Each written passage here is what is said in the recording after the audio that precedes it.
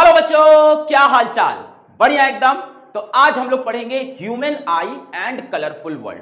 पूरा थ्योरी वाला चैप्टर है, बिल्कुल टेंशन मत लो, बहुत आसान चैप्टर है बेटा। ये human I and colourful world का कोई ऑर्डिनरी वन शॉट लेक्चर नहीं। ये क्या है इसका? Gun shot lecture.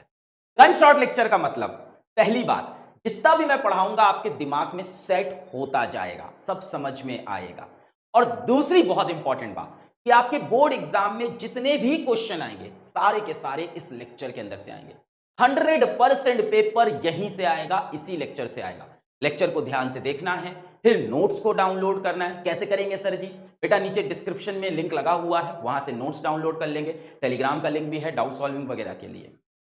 इतना आपने कर लिया तो आपके एग्जाम में एक भी क्वेश्चन इस चैप्टर का आपसे नहीं छूटने वाला।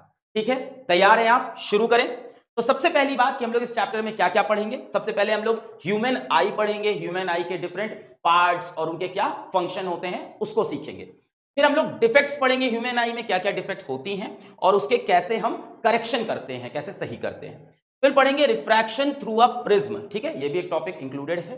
फिर हम लोग डिस्पर्जन स्पेक्ट्रम पढ़ेंगे और उसके बाद रेनबो फॉर्मेशन समझेंगे। ठीक है, यहां से भी सवाल आते हैं। लास्ट में हम लोग एटमॉस्फेरिक रिफ्रैक्शन पढ़ेंगे। अभी एटमॉस्फेरिक रिफ्रैक्शन क्या है?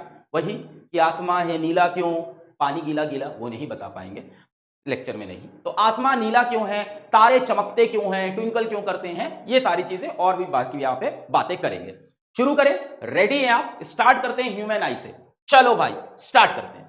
तो बेटा सबसे पहले आ गई हमारे पास ह्यूमन आई। अब ये देखने में कैसा लग रहा है तुमको? स्फीयर जैसा गोल दिख रहा है। ऐसा कैसे दिखेगा? मान लो आप मेरे यहां बगल में खड़े हो और मैं सामने देख रहा हूं, आप बगल में खड़े हो। जब आप बगल से खड़े होकर देखोगे तो मेरी आंख का आपको साइड व्यू दिखेगा, है ना? साइड से देख रहे हो तो साइड व्यू। तो ये साइड व्यू है मेरी आंख का। जब साइड व्यू देखोगे तो आगे ऐसे थोड़ी सी निकली हुई दिखेगी आंख, इस तरह से। और बेटा अंदर ये स्फीयर है वो तो दिखाई नहीं पड़ेगा। जब यहां से आप देखोगे तो सामने निकली हुई आंख दिखेगी मेरी ऐसे, और अंदर कैसी है बेटा? अंदर एक स्फेरिकल है जो कि डेफिनेटली दिखाई नहीं पड़ता। तो हम साइड व्यू देख रहे हैं। पहली बात क्या है कि भाई आई बॉल का शेप क्या होता है? तो आई बॉल सामने से देखने में तो ऐसी दिखती है, पर अंदर देखा तो कैसी दिखी? स्फीयर जैसी दिखी।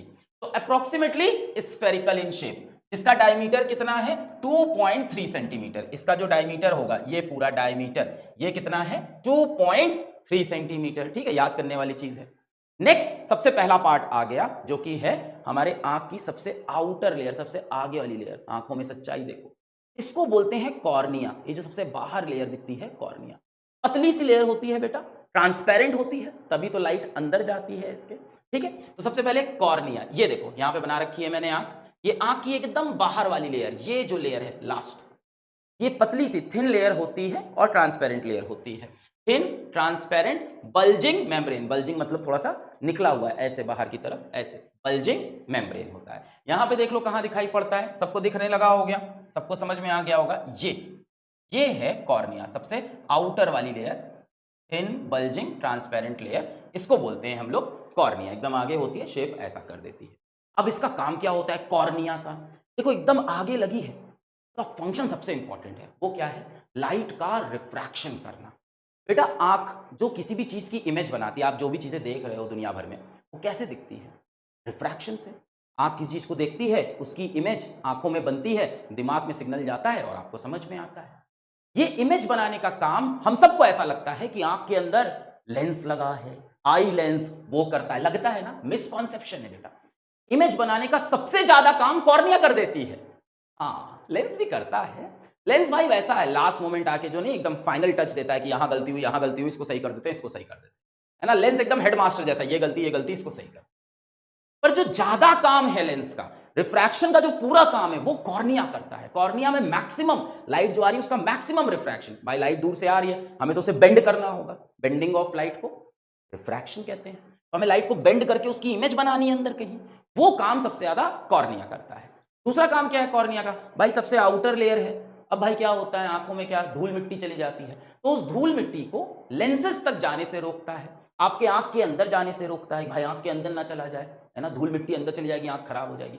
तो धूल मिट्टी को रोकना भी इसका सेकेंडरी काम है। सबसे पहला काम है रिफ्रैक्शन करना। तो पढ़ लेते हैं, most of the refraction happens in the cornea. ये किसका काम था एक्चुअल में? लेंस का काम, जो कि कॉर्निया ज्यादातर करके दे देता है। दूसरा काम क्या है, protects from dust and germs, है ना, बाहर की लेयर है थिन पतली सी मेम्ब्रेन, तो जर्म वम को कैप्चर कर लेती है, पकड़ लेती है, फिर आंसू बहा के आप उसको निकाल देते हो। तो समझ में आ गया, आउटर लेयर ये वाली जो है थिन मेम्ब्रेन, बल्जिंग मेम्ब्रेन, इसको बोलते हैं कॉर्निया। नेक्स्ट पार्ट आता है आइरिस एंड प्यूपिल। बड़ा आसान है, इसमें देखोगे तो नहीं समझ में आएगा, पहले नॉर्मली समझते हैं आंख के अंदर। तो देखो आपने अपनी आंखें देखी, अंदर क्या है, एक बड़ा गोलू है, उसके अंदर एक छोटा और गोलू होता है एकदम डार्क सा बीच वाला। जो बीच वाला डार्क सा गोलू है ना, उसको बोलते हैं प्यूपिल। तो एकदम बीच में एक छोटा सा गोलू दिखता है, उसको बोलते हैं प्यूपिल। उसका काम होता है आंख के अंदर कितनी रोशनी जाएगी ये मैं डिसाइड करूंगा। Controls, regulates and controls the amount of light entering the eye. कौन सा गोलू बेटा, ये वाला, ये जो छोटा सा गोलू होता है, लास्ट वाला गोलू है ना। आंख के अंदर देखोगे एक बड़ा गोला दिखेगा थोड़ा फेडेड कलर का, उसके अंदर एक छोटा सा डार्क गोला दिखेगा, उसको बोलते हैं प्यूपिल। क्या डिसाइड करता है, कितनी रोशनी आंखों के अंदर मैं लेके जाऊंगा, जितनी मैं रोशनी लेके जाऊंगा उतनी ब्राइट इमेज बन के आएगी। तो it regulates and controls the amount of light entering the eye. एक एक फंक्शन बेटा आपको याद होना चाहिए, ठीक है। तो प्यूपिल का काम क्या है, regulates and control the amount of light entering the eye. ये काम किसका, प्यूपिल, छोटे वाले गोलू का। इसके बाहर एक बड़ा सा गोलू होता है, इसको बोलते हैं आंखों का रंग। भाई किसी की आंखों का रंग नीला होता है, दिल डूबा नीली आंखों में दिल डूबा महबूबा। पेपर है, रुक जा। हाँ भाई, किसी की नीली होती है, किसी की भूरी होती है, वो हमें नहीं पढ़ना है, कलर वाले पे नहीं जाना है। ये जो आउटर वाला गोलू है, जो बड़ा वाला गोलू है, इसको बोलते हैं आइरिस। अब ये बड़े वाले गोलू का काम क्या है बेटा, आइरिस को आप समझो एक शटर जैसा होता है। शटर, दुकान का शटर उठाओगे तभी कोई अंदर जाएगा, तो आइरिस शटर जैसा है। ये डिसाइड करता है मैं कितना प्यूपिल दिखाऊंगा, है ना। छुप गए, शर्म आ रही है सर। इतना खोला, प्यूपिल थोड़ा सा दिखा, और खोला प्यूपिल, और ऐसे नहीं खुलता बेटा, इस तरह से नहीं खुलता। गोल है ना, तो पूरा गोल शटर, मतलब हर तरफ से ऐसे ऐसे ऐसे बंद होगा, थोड़ा थोड़ा थोड़ा थोड़ा। गोल है ना, हर तरफ से थोड़ा थोड़ा थोड़ा थोड़ा थोड़ा बंद हो गया। कम प्यूपिल दिख रहा है, अब अंदर लाइट कम जाएगी। और बंद हो गया, बिल्कुल प्यूपिल नहीं दिख रहा है, लाइट अंदर बिल्कुल नहीं जाएगी। और ये पूरा गोला अगर ऐसे करके हर तरफ से खुल गया तो प्यूपिल के अंदर ढेर सारी लाइट जाएगी। तो बेटा ये क्या करता है, कंट्रोल्स द साइज ऑफ प्यूपिल।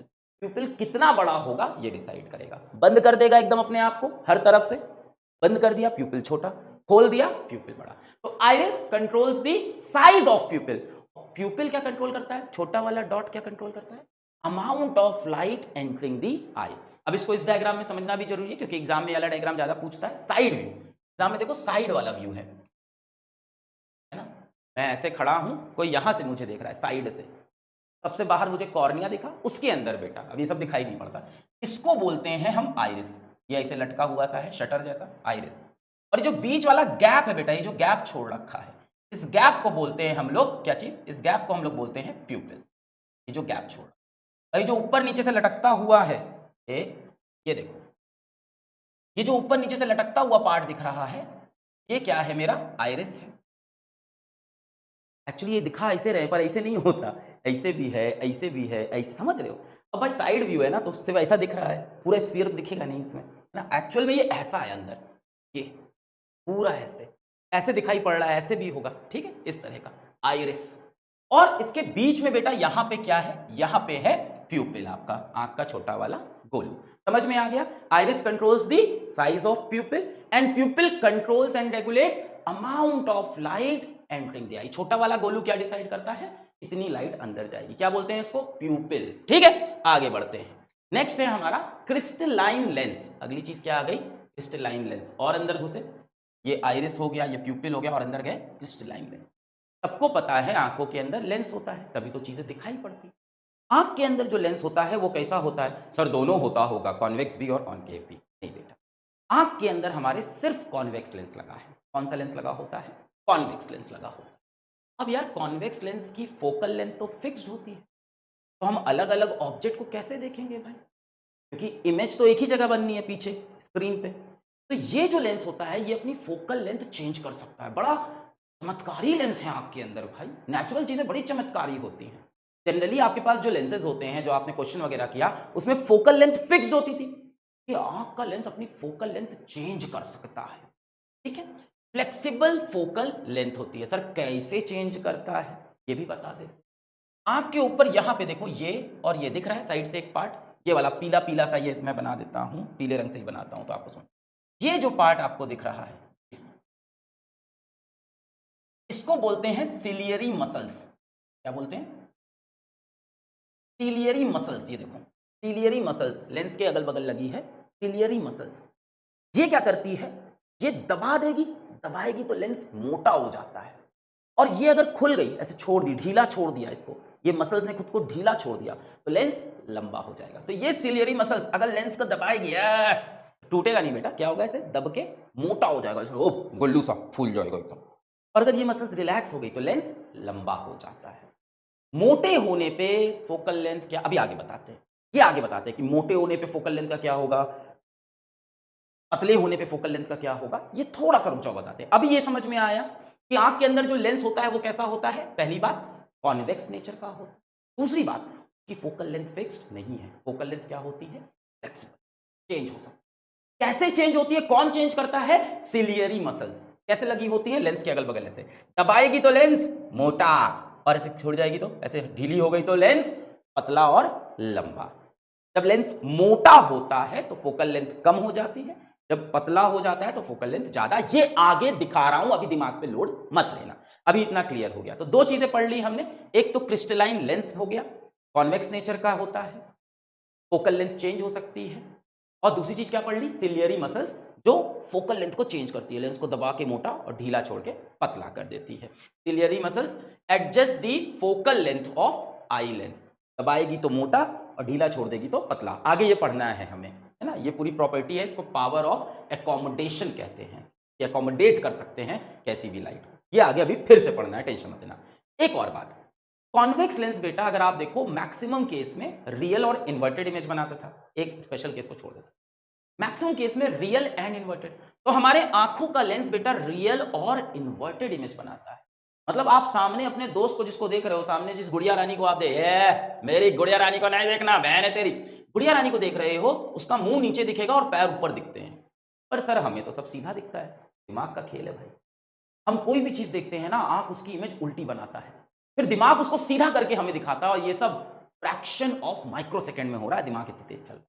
तो हम जो भी चीज देखते हैं उसकी इमेज कैसी बनती है, रियल और इन्वर्टेड, और दिमाग उसको सीधा करके दिखाता है। क्लियर हो गया, एक क्रिस्टलाइन लेंस हो गया, ये रहा क्रिस्टलाइन लेंस, ठीक है। और दूसरी चीज क्या पढ़ ली हमने यहाँ पे, दूसरी चीज क्या पढ़ ली, सिलियरी मसल्स, जो उसको ऐसे करके दबा के मोटा या ढीला होके पतला कर देते। नेक्स्ट क्या चीज पढ़नी है बेटा हमें, नेक्स्ट क्या पढ़ना है, नेक्स्ट आ गया रेटिना। अब रेटिना क्या है बेटा, स्क्रीन है, कोई भी इमेज बन रही है तो किसी स्क्रीन पे तो बनेगी, हवा में तो नहीं लटकेगी। तो उधर स्मार्ट बोर्ड लगा है, दूसरे स्टूडियो में ट्रैवल कर रहे हैं तो थोड़ा इधर उधर देख रहे हैं, हाँ स्मार्ट बोर्ड नहीं, सॉरी टीवी लगा है जिसमें दिखता है, हाँ ठीक है। वापस रेटिना, रेटिना क्या है, स्क्रीन है ना, रेटिना से टीना याद आया, पढ़ ले भाई। रेटिना क्या है बेटा, पीछे आंख की एक स्क्रीन है, ये यहाँ पे, ये पूरा जो आंख का पार्ट है, इस गोलू का ये जो पूरा पार्ट है, ये जो पार्ट है पतला सा, ये जो पार्ट है बेटा, थोड़ा पिंक पिंक सा थोड़ा सा दिख रहा है तुम्हें भी, हाँ ये जो पार्ट है ना, ये स्क्रीन है आंख की। पर्दा, भाई मूवी देखने जाते हो, किस पे देखते हो मूवी, थिएटर में, पर्दा पे देखते हो कि नहीं, तो ये पर्दा है आंखों का पीछे, आंखों का पीछे पर्दा है, रेटिना। इस पे इमेज कैसी बनेगी, रियल और इन्वर्टेड, उल्टी इमेज बनती है इस पे। अब बेटा जो हमारी रेटिना होती है ना, इसके पास एक स्पेशल तरह की सेल होती है, जिसको हम लोग बोलते हैं फोटो सेंसिटिव सेल। कौन सी सेल होती है इसके पास, रेटिना के पास फोटो सेंसिटिव सेल होती है बेटा। फोटो मतलब फोटोन, फोटोन मतलब लाइट, फोटो मतलब फोटोन और फोटोन मतलब लाइट। तो लाइट के सेंसिटिव इसमें कुछ सेल्स होती हैं, तो जैसे ही लाइट आती है उनको ये सेंस कर लेती है, और ये सेल्स बेटा जो भी आपका लाइट का सिग्नल आया था वो इलेक्ट्रिकल सिग्नल में बदल देती है। हमारा ब्रेन कौन सा सिग्नल लेता है, इलेक्ट्रिकल सिग्नल। तो ये लाइट की जो सेल्स होती हैं, ये जो भी इमेज बन रही है, ये तो आपका लाइट वाला सिग्नल है, इस सिग्नल को ये इलेक्ट्रिकल सिग्नल में पलटकर ब्रेन को भेज देती है। ठीक, तो चलो सबसे पहली चीज पढ़ लेते हैं एक बार जल्दी जल्दी। रेटिना क्या है, स्क्रीन है, कहां होती है, पीछे, ये रेटिना, ठीक। अच्छा, real inverted images formed on retina, inverted बनती है तो दिमाग उसको सीधा करता है। Has lots of light sensitive cell, बहुत सारी इसके अंदर लाइट सेंसिटिव सेल हैं, जैसी रोशनी पड़ती है एक्टिव हो जाती है, हाँ भाई कुछ काम करना है, ठीक। अभी ये बाद में पढ़ेंगे। Cells gets activated when light falls on them and generates electrical signal. कैसे सिग्नल बनाती है? इलेक्ट्रिकल सिग्नल बना के ब्रेन को भेज देती है। ठीक, तो रेटिना स्क्रीन है, समझ में आया? ठीक है सर। इसके अंदर कुछ लाइट सेंसिटिव सेल है, ठीक है सर। वो लाइट फॉर्म में लेती है सिग्नल को और इलेक्ट्रिकल सिग्नल के फॉर्म में ब्रेन को भेज देती है। अब रेटिना के अंदर दो बड़ी इंपॉर्टेंट पार्ट्स हैं या सेल्स आप बोल सकते हो हैं। कौन कौन सी? एक होती है रॉड्स, एक होती हैं कोन्स। वैसे तो ये एनसीईआरटी में डायरेक्टली नहीं लिखा है, पर ये छोटा सा पार्ट अपन पढ़ लेते हैं सिर्फ, रॉड्स एंड कोन्स। अब इतना याद रखना कि कोन्स से कलर दिखता है। जब भी हम कोई कलरफुल ऑब्जेक्ट देखते हैं तो वो कोन्स की वजह से होता है। सी से कोन्स, सी से कलर। तो कोन्स रिस्पॉन्सिबल है कलर विजन के लिए। अच्छा, दूसरी चीज क्या है? रॉड्स। रॉड्स बेटा कंट्रोल करते हैं इंटेंसिटी ऑफ लाइट, मतलब इमेज कितनी इंटेंस बढ़ेगी, कितनी गाढ़ी बनेगी, कितनी बढ़िया दिखाई पड़ेगी। तो रॉड्स क्या कंट्रोल करते हैं? लाइट इंटेंसिटी को। ठीक, तो रॉड्स एंड कोन्स, कोन्स से कलर्ड इमेज दिखती है और रॉड क्या बताता है कि कितनी इंटेंस, कितनी गाढ़ी, कितनी साफ इमेज बनेगी, और कोन्स उसमें सी से कोन्स, सी से कलर उसमें रंग भर देता है। एक और बात, रॉड्स रिस्पॉन्सिबल होते हैं विजन इन लो लाइट के लिए। अंधेरे वगैरह में हम रॉड सेल की वजह से ही किसी ऑब्जेक्ट को देख पाते हैं। जब रात में आप अंधेरे में बाहर निकल जाते हो और घर के बाहर आपको कुत्ता बिल्ली दिखता है, चूहा दिखता है, शेर, शेर भी दिखता है क्या? कहाँ रहता है? जंगल में।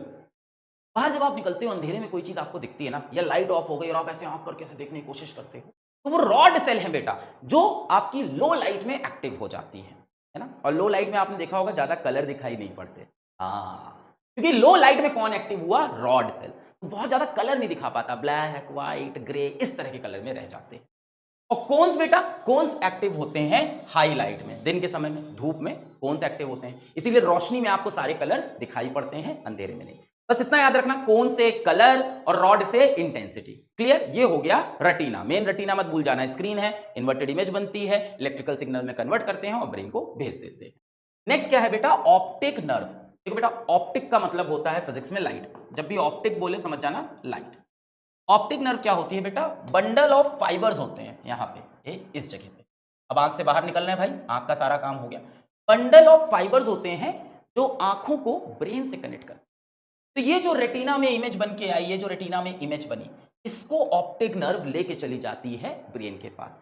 किस फॉर्म में? कौन सा सिग्नल है ये? लाइट सिग्नल नहीं, कौन सा? इलेक्ट्रिकल सिग्नल है। क्या करते हैं? सेंड्स इलेक्ट्रिकल, लिख लो, sends electrical signal to the brain. क्या होते हैं बेटा? ये बहुत सारे नर्व फाइबर्स होते हैं।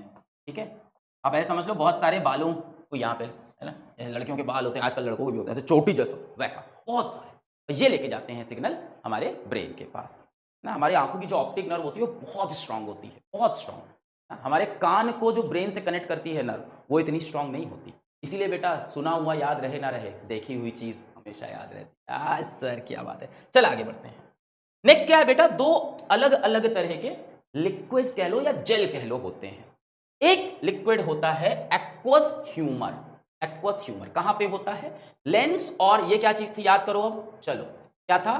कॉर्निया और लेंस के बीच में एक लिक्विड होता है, इसको बोलते हैं एक्वस ह्यूमर। एक्वस मतलब पानी जैसा। और एक लिक्विड होता है आपके लेंस और पीछे क्या है बेटा? रेटिना। लास्ट में क्या है? रेटिना। तो लेंस और रेटिना के बीच में एक लिक्विड होता है, उसको बोलते हैं vitreous humour. Aqueous humour alphabet ए से स्टार्ट होता है, ए आगे होता है तो एक्वस ह्यूमर आ गया, इसे याद रख सकते हो। अल्फाबेट में ए क्या होता है? पहला लेटर सबसे आगे खड़ा होता है। तो एक्वस ह्यूमर कहां होता है? आंखों में आगे। और पीछे बेटा विट्रस, वी अल्फाबेट कहां आता है? बहुत बाद में आता है, वी तो है ना, लास्ट में एकदम, वी डब्ल्यू एक्स एकदम लास्ट। तो विट्रस ह्यूमर कहां होता है? पीछे होता है। अच्छा, ये जो होता है ये पानी जैसा लिक्विड होता है। ये बेटा थोड़ा सा जेल जैसा होता है, ये जेल जैसा है और ये पानी जैसा। एग्जाम में बेटा इसका डिफरेंस पूछ सकता है, 1-2 नंबर का आ सकता है। ये 3 पॉइंट लिख सकते हैं। क्या क्या है 3 पॉइंट? एक्वस ह्यूमर कैसा है? वाटर लाइक फ्लूइड, पानी जैसा, नाम ही है एक्वस। और ए से स्टार्ट हो रहा, ए पहला अल्फाबेट, तो ये आगे होते हैं। कहां होते हैं ये? It is present between lens and cornea, lens और कॉर्निया के बीच में। विट्रस ह्यूमर की बात करें, कैसे हैं? जेल लाइक सब्सटेंस है। और वी पीछे का अल्फाबेट, तो ये पीछे होते हैं, ऐसे याद रखेंगे। कहां होते हैं? Present between lens and retina, lens और रेटिना के बीच में। अब फंक्शन बेटा, इन लोग ना करीब करीब कॉमन फंक्शन होने लगते हैं, फिर भी मैंने डिफरेंस दिया है। कुछ फंक्शन ऐसे हैं जो दोनों करते हैं, फिर भी देखो। अब इसका क्या काम है, इस चीज का क्या काम है विट्रस ह्यूमर का? पूरे आंख को शेप में रखना। बेटा सोचो इसके अंदर मान लो हवा होती या वैक्यूम होता तो क्या होता, आंख ऐसे पचड़ जाती, कभी भी चिपक जाती कभी भी। इसीलिए इसके अंदर एक जेल लाइक सब्सटेंस भगवान हमें भर के दे देते हैं ताकि आंख को सपोर्ट मिला रहे, आंख का शेप बना रहे, आंख की स्ट्रेंथ बनी रहे। तो इसका काम क्या है, support and strength, helps the eye to keep its shape. तो आंखों को शेप बना रहे इसके लिए इसमें बीच में एक जेल भरा है कि दबेगी नहीं आंख, है ना, खिंचेगी नहीं आंख। इसका काम क्या होता है एक्वस ह्यूमर का, सुन लो ध्यान से। एक्वस ह्यूमर भी शेप और स्ट्रेंथ देता है, एक्वस ह्यूमर भी शेप और स्ट्रेंथ देता है आगे वाले पार्ट को। पर इसका एक और फंक्शन होता है कि ये न्यूट्रिशन भी देता है आंखों को। आंखों के अंदर सेल्स हैं, उनको न्यूट्रिशन चाहिए होगा तो ये न्यूट्रिशन प्रोवाइड करता है। तो डिफरेंस अगर लिखना हो तो बोल देना कि भाई एक्वस ह्यूमर न्यूट्रिशन, और ये क्या देते हैं, स्ट्रेंथ, स्ट्रक्चर और helps the eye to keep its shape. Aqueous humour and vitreous humour. तो यही आंख के बेटा 9 पार्ट्स आपको अच्छे से समझने थे, मेरे ख्याल से आपको समझ में आ गए होंगे, ठीक है। हाँ भाई, तो ह्यूमन आई के सारे पार्ट समझ में आ गए, फंक्शन भी समझ में आ गया। अब बेटा आपको वीडियो को पॉज करके पेन कॉपी उठा के एक बार ह्यूमन आई के डायग्राम को प्रैक्टिस करना है। देखो डायग्राम बनाने को नहीं आएगा, बस सारे पार्ट्स की लेबलिंग आपको समझ में आनी चाहिए, कहां कॉर्निया, आइरिस, ये सारी चीजें, और सबके फंक्शन को एक एक बार लिख लो, तब आगे बढ़ना। समझ में आ गया, मेमोराइज करके, तो एक बार पॉज करके भाई प्रैक्टिस कर लो। चलो आगे बढ़ते हैं।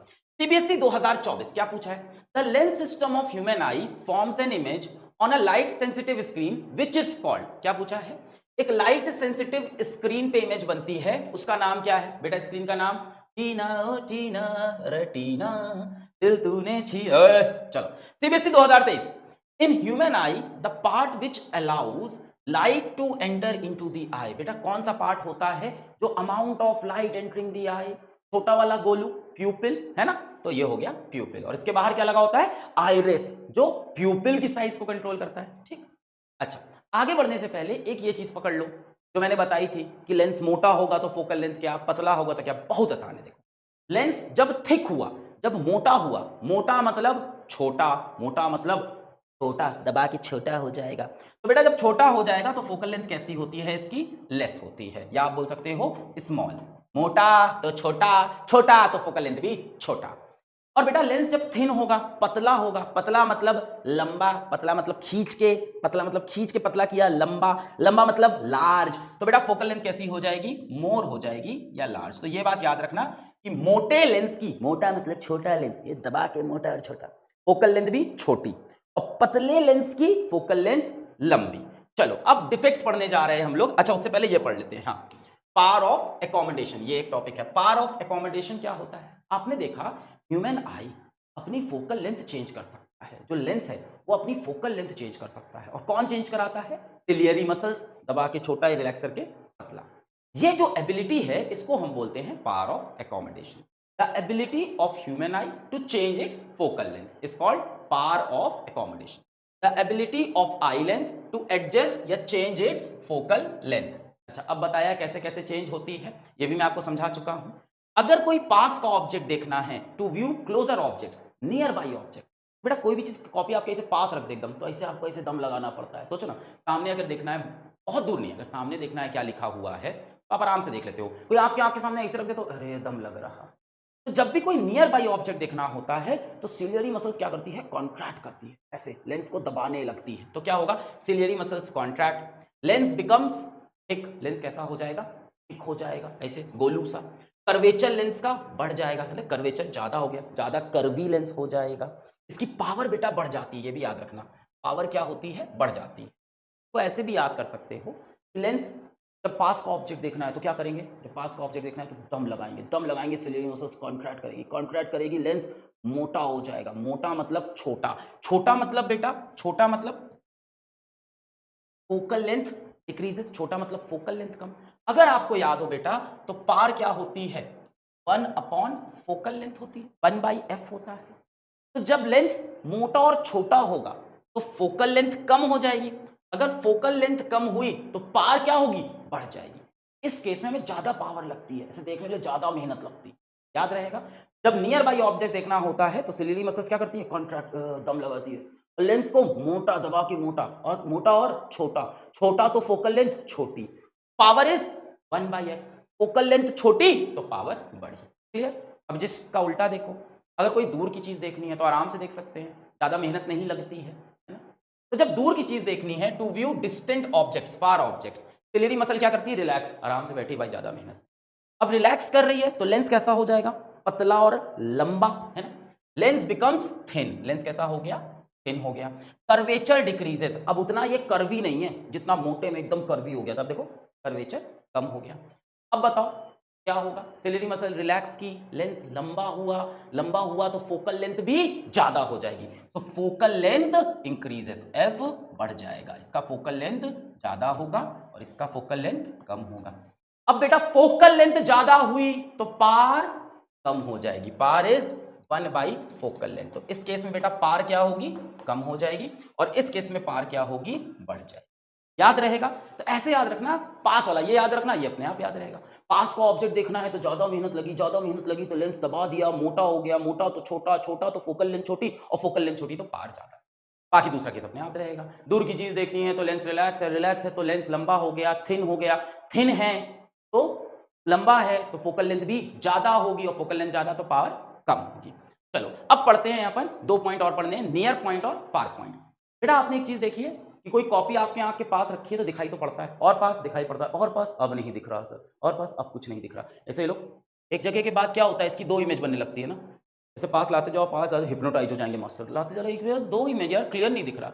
बेटा जो सबसे कम डिस्टेंस है जहां तक ऑब्जेक्ट क्लियरली विजिबल है उसको बोलते हैं नियर पॉइंट, या उसी को बोलते हैं least distance of distinct vision, मतलब डिस्टिंक्ट मतलब क्लियर दिख रहा है, एकदम साफ, डिस्टिंक्ट एकदम साफ साफ, 2 इमेज नहीं बन रही। तो सबसे कम डिस्टेंस जहां तक एक ऑब्जेक्ट साफ साफ दिखाई पड़े उसको हम लोग नियर पॉइंट बोलते हैं, या least distance of distinct vision बोलते हैं। जिसकी भी आंखें नॉर्मल है उसके लिए ये डिस्टेंस 25 सेंटीमीटर होता है। अगर 25 सेंटीमीटर से अंदर कोई चीज रखोगे तो आपको क्लियर क्लियर दिखाई नहीं पड़ेगी, पढ़ने में साफ साफ समझ में नहीं आएगा, इसको बोलते हैं near point. The minimum distance from I eight which an object can be scene clearly and distinctly, it is also called least distance of distinct vision, least मतलब मिनिमम डिस्टेंस है ना of clear vision. For normal vision young adults this value is 25 centimetre, तो याद रखना 25 centimetre से अंदर चीजें साफ दिखाई नहीं पड़ती नॉर्मल आई के लिए। दूसरा क्या है, फार पॉइंट, हम कितनी दूर देख सकते हैं। अब इसमें देखो थोड़ा सा डिबेट हो सकता है, मैं बोलूंगा कि ह्यूमन आई का फार पॉइंट होता है इन्फिनिटी, हम सबसे दूर मैक्सिमम डिस्टेंस कहां तक देख सकते हैं, इन्फिनिटी तक। अब आप बोलोगे नहीं सर हम यहां खड़े हैं अपने शहर में, सर हमें तो अमेरिका नहीं दिखाई पड़ रहा है, तो सर इन्फिनिटी कैसे। बेटा इन्फिनिटी ना बहुत ही सब्जेक्टिव चीज है, इन्फिनिटी मतलब बहुत दूर, जब फिजिक्स में बात करते हैं बहुत दूर, तो जहां तक चीजें हैं वहां तक दिखाई पड़ता है, इसलिए बोलते हैं इन्फिनिटी। तो मैक्सिमम डिस्टेंस जहां तक देख सकते हैं, फारदेस्ट जहां तक देख सकते हैं, फारदेस्ट सबसे दूर, उसको बोलते हैं फार पॉइंट, और एक नॉर्मल आई के लिए ये होता है इनफाइनाइट। द फारदेस्ट सबसे दूर point up to which the eyes can see object clearly, for normal eyes this is infinity. तो near point 25 centimetre, far point infinity, infinity तक देखना चाहिए। अब जिसकी आंख में डिफेक्ट होती है उसके ये दोनों पॉइंट हिल जाते हैं। एक नॉर्मल इंसान को 25 सेंटीमीटर से लेकर इन्फिनिटी तक सब कुछ दिखना चाहिए, इन्फिनिटी मतलब जहां तक नजर जा रही है, ये नहीं कि यहां से बैठ के चांद के एक एक दाग दिख जाएंगे, हैं 25 सेंटीमीटर से इन्फिनिटी तक सब दिखना चाहिए। अब जिसकी भी आंख को 25 सेंटीमीटर से इन्फिनिटी तक दिखाई नहीं पड़ रहा है उसकी आंख में कुछ डिफेक्ट है, वो डिफेक्ट सब हमें पढ़नी है, क्या है। अच्छा उसके पहले एक चीज और समझ लो, डिफेक्ट पढ़ाने के पहले, कॉन्वेक्स लेंस क्या करता है, अगर मैं पैरेलल रे ऑफ लाइट को लेके आऊं, याद है ये चीज, पैरेलल रे ऑफ लाइट को लेके आऊं तो कॉन्वेक्स लेंस क्या करता है, इसको कन्वर्ज कर देता है। तो कॉन्वेक्स लेंस को हम क्या बोलते हैं, कन्वर्जिंग लेंस बोलते हैं। अच्छा दूसरा कॉनकेव लेंस, अगर मैं पैरेलल रे ऑफ लाइट को लेके आऊं तो कॉनकेव लेंस क्या करता है, इन रेस को डाइवर्ज ऐसे खोल देता है, इसीलिए कॉनकेव लेंस को डाइवर्जिंग लेंस भी बोलते हैं। कई बच्चों को मिरर से कंफ्यूजन होता है, मिरर में इसका जस्ट उल्टा कर देते हैं, लेंस का याद रख लो, मिरर में पलट देना, ठीक। तो कॉन्वेक्स लेंस क्या करता है, रेस को कन्वर्ज, और कॉनकेव लेंस क्या करता है, रेस को डाइवर्ज, ये 2 पॉइंट याद रखने। बाकी वही है, power is equals to 1/f, तो ये चीजें आपको समझ में आती हैं। एक चीज और देखो, जब भी बेटा कोई कॉन्वेक्स चीज लिखी हो, कॉन्वेक्स चाहे लेंस हो चाहे मिरर हो, अगर कॉन्वेक्स लिखा है, ये आपको मैं प्रिपेयर कर रहा हूं डिफेक्ट्स पढ़ाने के लिए, कुछ चीजें आपको पहले दिमाग में डाल दूं ताकि डिफेक्ट्स दिमाग में बैठ जाए, वरना डिफेक्ट समझ में नहीं आते। कहीं भी कॉन्वेक्स लिखा है चाहे लेंस हो चाहे मिरर, तो बेटा वेक्स की फोकल लेंथ हमेशा पॉजिटिव, अब फोकल लेंथ पॉजिटिव है तो पावर भी पॉजिटिव हो। तो कहीं भी वेक्स दिखे, कॉन्वेक्स मिरर, कॉन्वेक्स लेंस, तो बेटा फोकल लेंथ पॉजिटिव होगी, वेक्स की focal length positive, focal length positive तो पावर पॉजिटिव। कॉनकेव में उल्टा कर दो, फोकल लेंथ नेगेटिव, पावर भी नेगेटिव। क्यों बता रहा हूं? मान लो आपका कोई दोस्त है, वो चश्मा पहना है, आपने पूछा कि तुम्हारी पावर कितनी है, तो बोलेगा -1 -2। तो कौन सा चश्मा पहना है, कौन सा लेंस है? नेगेटिव पावर, यानी नेगेटिव पावर मतलब नेगेटिव फोकल लेंथ। अगर आपके दोस्त ने, और जनरली आपके 95% दोस्त ने नेगेटिव लेंस ही पहने होंगे, नेगेटिव पावर वाले, तो आपका दोस्त कौन सा चश्मा पहना है, कॉन्वेक्स की कॉनकेव? कॉनकेव लेंस पहना है। जनरली जितने भी आपके दोस्त यार होते हैं वो कॉनकेव ही पहनते हैं, इसलिए बताया है। और अपनी मम्मी पापा को देखना, वो पॉजिटिव भी पहनते हैं, उनके लेंस की पावर देखना पॉजिटिव में भी होती है, उनकी नेगेटिव पॉजिटिव दोनों हो जाती है, बुढ़ापे में चीजें खराब होने लगती है तो उनकी पॉजिटिव होती है। पॉजिटिव लेंस मतलब क्या पहना है, किसी की पॉजिटिव पावर है आंखों की, तो क्या पहना है उसने, पॉजिटिव किसकी, वैक्स की, यानी कॉन्वेक्स। ये याद रखना। चलो भाई आगे हम लोग उस टॉपिक पे जो मैं पढ़ना था, defects in human I and it's correction. सबसे पहली चीज है मायोपिया। मायोपिया, मायोपिया का मतलब होता है बेटा, पास की चीज तो साफ दिखती है, दूर की चीज साफ नहीं दिखाई पड़ती। इसीलिए इसका एक दूसरा नाम भी है नियर साइटेडनेस। साइटेडनेस मतलब साइट, कहां तक दिख रहा है, नियर साइटेडनेस, पास की चीजें दिख रही है, दूर की चीजें नहीं दिखाई पड़ रही। मतलब नियर पॉइंट वाला मामला सही है, कौन वाला मामला खराब हो गया मेरा, फार पॉइंट वाला मेरा मामला खराब हो गया। ये है मायोपिया। अब ऐसा क्यों होता है, क्यों मुझे दूर की चीज दिखाई नहीं पड़ती? बेटा जनरली देखो, दूर से रेस कैसी आती हैं, पैरेलल। कोई भी ऑब्जेक्ट दूर है तो उससे रेस कैसी आती है, पैरेलल। इनफाइनाइट से कैसी रेस आती हैं, इन्फिनिटी से पैरेलल। तो दूर के ऑब्जेक्ट को हम इन्फिनिटी मानते हैं जनरली फिजिक्स। तो दूर से जनरली रेस कैसी आती हैं, पैरेलल। दूर मतलब हो गया कि मान लो मैं क्लास में बैठा हूं और बैक बेंचर हूं आपकी तरह, और मैं देख रहा हूं बोर्ड की तरफ, तो वो मेरे लिए दूर का ऑब्जेक्ट है। और पास का ऑब्जेक्ट हो गया कि मेरी डेस्क पे जो मेरी कॉपी रखी। तो अगर मैं क्लास में बैठ के बोर्ड देख रहा हूं तो बोर्ड से कैसी रेज आएंगी, लगभग लगभग पैरेलल रेज आती हैं। अब होता क्या है मायोपिया के अंदर कि लेंस थोड़ा सा खराब हो जाता है। लेंस इन रेज को पहले ही कन्वर्ज कर देता है, लेंस इसको रेटिना तक पहुंचने ही नहीं देता। तो जो दूर से पैरेलल रेज आ रही थी, लेंस का काम क्या था, इसको कन्वर्ज करके इसकी इमेज बनाना, इसको दबा के इसकी इमेज बनाना। कहां बनानी चाहिए थी, बनानी तो यहां थी रेटिना पे, कहां बना दी, पहले ही बना दी। जब ऐसा होता है तब हमें दूर के ऑब्जेक्ट दिखाई नहीं पड़ते। इसलिए हमें क्लास में कभी कभी कई बच्चों को होता है बोर्ड दिखाई नहीं पड़ता, पर उनको अपनी कॉपी साफ दिख रही है। नियर वाली साइड सही है, नियर साइटेडनेस, मायोपिया। अभी याद भी कराऊंगा, ट्रिक बता दूंगा, पहले समझ लो पूरा। क्लियर है? क्यों होता है, क्योंकि रेज ऑफ लाइट जो आई वो पहले ही कन्वर्ज हो, तो उनको उतनी दूर की चीजें नहीं दिखती। थोड़ा और पास लाओ तो दिखने भी लगता है ना। वो लोग बोलते हैं इतनी दूर से नहीं दिख रहा है, हाँ सर अब दिख रहा है, हाँ सर अब दिख रहा है। टीचर बोलता है नहीं, जिसको चश्मा लगाया आगे आके बैठ जाओ, फिर उसको दिखने लगता है। तो बेटा ऐसे लोगों का जो फार पॉइंट होता है वो इंफिनिटी से थोड़ा कम हो जाता है। एक नॉर्मल इंसान होता, नॉर्मल मतलब जिसकी आंखें सही, सब नॉर्मल है बेटा, ऐसा मत देखना है ना, कभी ऐसे मत सोचना कि कोई नॉर्मल नहीं। एक नॉर्मल बच्चा है तो उसको इंफिनिटी तक दिखाई पड़ता है, पर जिसको मायोपिया हो रखा है, जिस बच्चे को मायोपिया है, उसको बेटा कहां तक दिखता है, इंफिनिटी से थोड़ा कम, यहां। एक नॉर्मल इंसान को यहां तक दिखना चाहिए, मायोपिया वाले को इंफिनिटी तक नहीं दिखता, उसके थोड़े कम तक दिखाई पड़ता है। ठीक है, समझ में आ गया। मायोपिया मतलब पास की चीजें दिख रही है, दूर की चीजें दिखाई नहीं पड़ रही। क्यों नहीं पड़ रही, क्योंकि दूर से कैसी रेज आती है, पैरेलल। कहां जाना चाहिए था इनको, रेटिना पे, पर पहले ही कन्वर्ज हो गई। ये प्रॉब्लम है। अब बात आती है ये प्रॉब्लम क्यों हो गई, क्यों हो गई ये प्रॉब्लम? सोचो सोचो सोचो सोचो। हो सकता हो ये लेंस बहुत ही पावरफुल हो गया, इस लेंस को एक्चुअली में इस रेस को यहां ले जाना चाहिए था, थोड़ा कम कन्वर्ज करना चाहिए था, इसने क्या किया, दबा के पहले ही कन्वर्ज कर दिया। मतलब ये लेंस बहुत पावरफुल हो गया है, यानी इसकी पावर बहुत ज्यादा हो गई है। मतलब इसकी फोकल लेंथ कम हो गई है। फोकल लेंथ कम, छोटी, मतलब लेंस कैसा हो गया, छोटा और मोटा हो गया।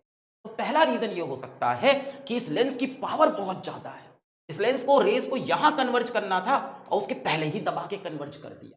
इसकी पावर बहुत ज्यादा हो गई है। पावर ज्यादा हो गई है मतलब क्या हुआ, पावर ज्यादा हो गई है मतलब क्या हुआ, फोकल लेंथ कम हो गई है। फोकल लेंथ कम कब होती है, जब लेंस छोटा और मोटा हो, मतलब लेंस बहुत मोटा हो गया, बहुत ज्यादा कर्वी हो गया, मोटा और कर्वी हो गया है, पहला रीजन। दूसरा हो सकता है लेंस में कोई गड़बड़ी नहीं है, लेंस अपना काम सही कर रहा था, ये जो रेटिना है ये पीछे भाग गया हो।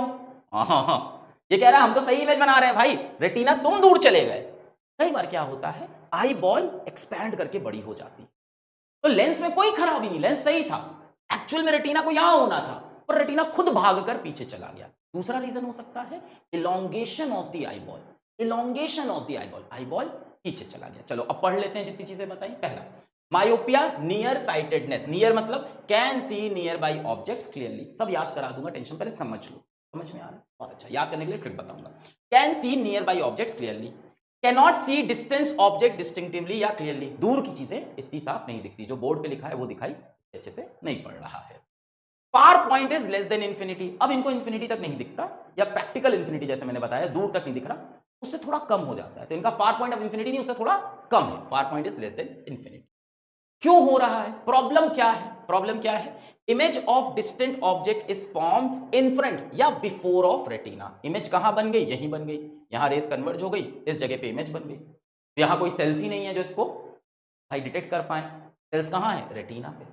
अब ये क्यों हुआ होगा, दो कारण, पहला लेंस ने बदमाशी की होगी, दूसरा हो सकता हो रेटिना ने बदमाशी की हो। तो पहला पॉइंट कि लेंस बहुत पावरफुल हो गया, लेंस की पावर बहुत ज्यादा हो गई, पहले ही कन्वर्ज कर दिया, पावर ज्यादा फोकल लेंथ कम, फोकल लेंथ कम मतलब छोटा और मोटा लेंस। तो reasons, excessive curvature of eye lens, बहुत कर्वी हो गया है ना, लेंस थिक हो गया है, लेंस कैसा हो गया है, थिक, मोटा और छोटा, मतलब फोकल लेंथ डिक्रीज कर गई है, पहला रीजन ये। दूसरा हो सकता हो इसने बदमाशी की हो, बड़ी हो गई हो, तो दूसरा इलोंगेशन ऑफ आईबॉल, आईबॉल बड़ी हो।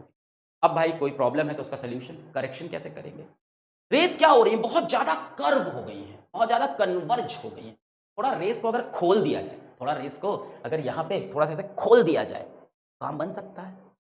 ये रेस बहुत ज्यादा कन्वर्ज हो गई है, ऐसे जाके दब गई है, अगर रेस को मैं थोड़ा खोल दूं तो काम हो सकता है। तो सोल्यूशन क्या है, खोलने वाला लेंस, खोलने वाला लेंस कौन सा, डाइवर्जिंग लेंस, यानी कॉन्केव लेंस लगा दे, ये इसका करेक्शन है, कॉन्केव लेंस लगा दो। अब देखो ये डायग्राम, पैरेलल रेज आई, आके कॉन्केव लेंस से लड़ी, इसने क्या किया, थोड़ा सा इसको डाइवर्ज कर दिया, दिख रहा है, थोड़ा सा रेस को देखो, ये एक ऊपर एक नीचे दिखाई पड़ा, नीले रंग से कर देता हूं, क्या किया, रेस को थोड़ा डाइवर्ज कर दिया, थोड़ा सा डाइवर्ज कर दिया।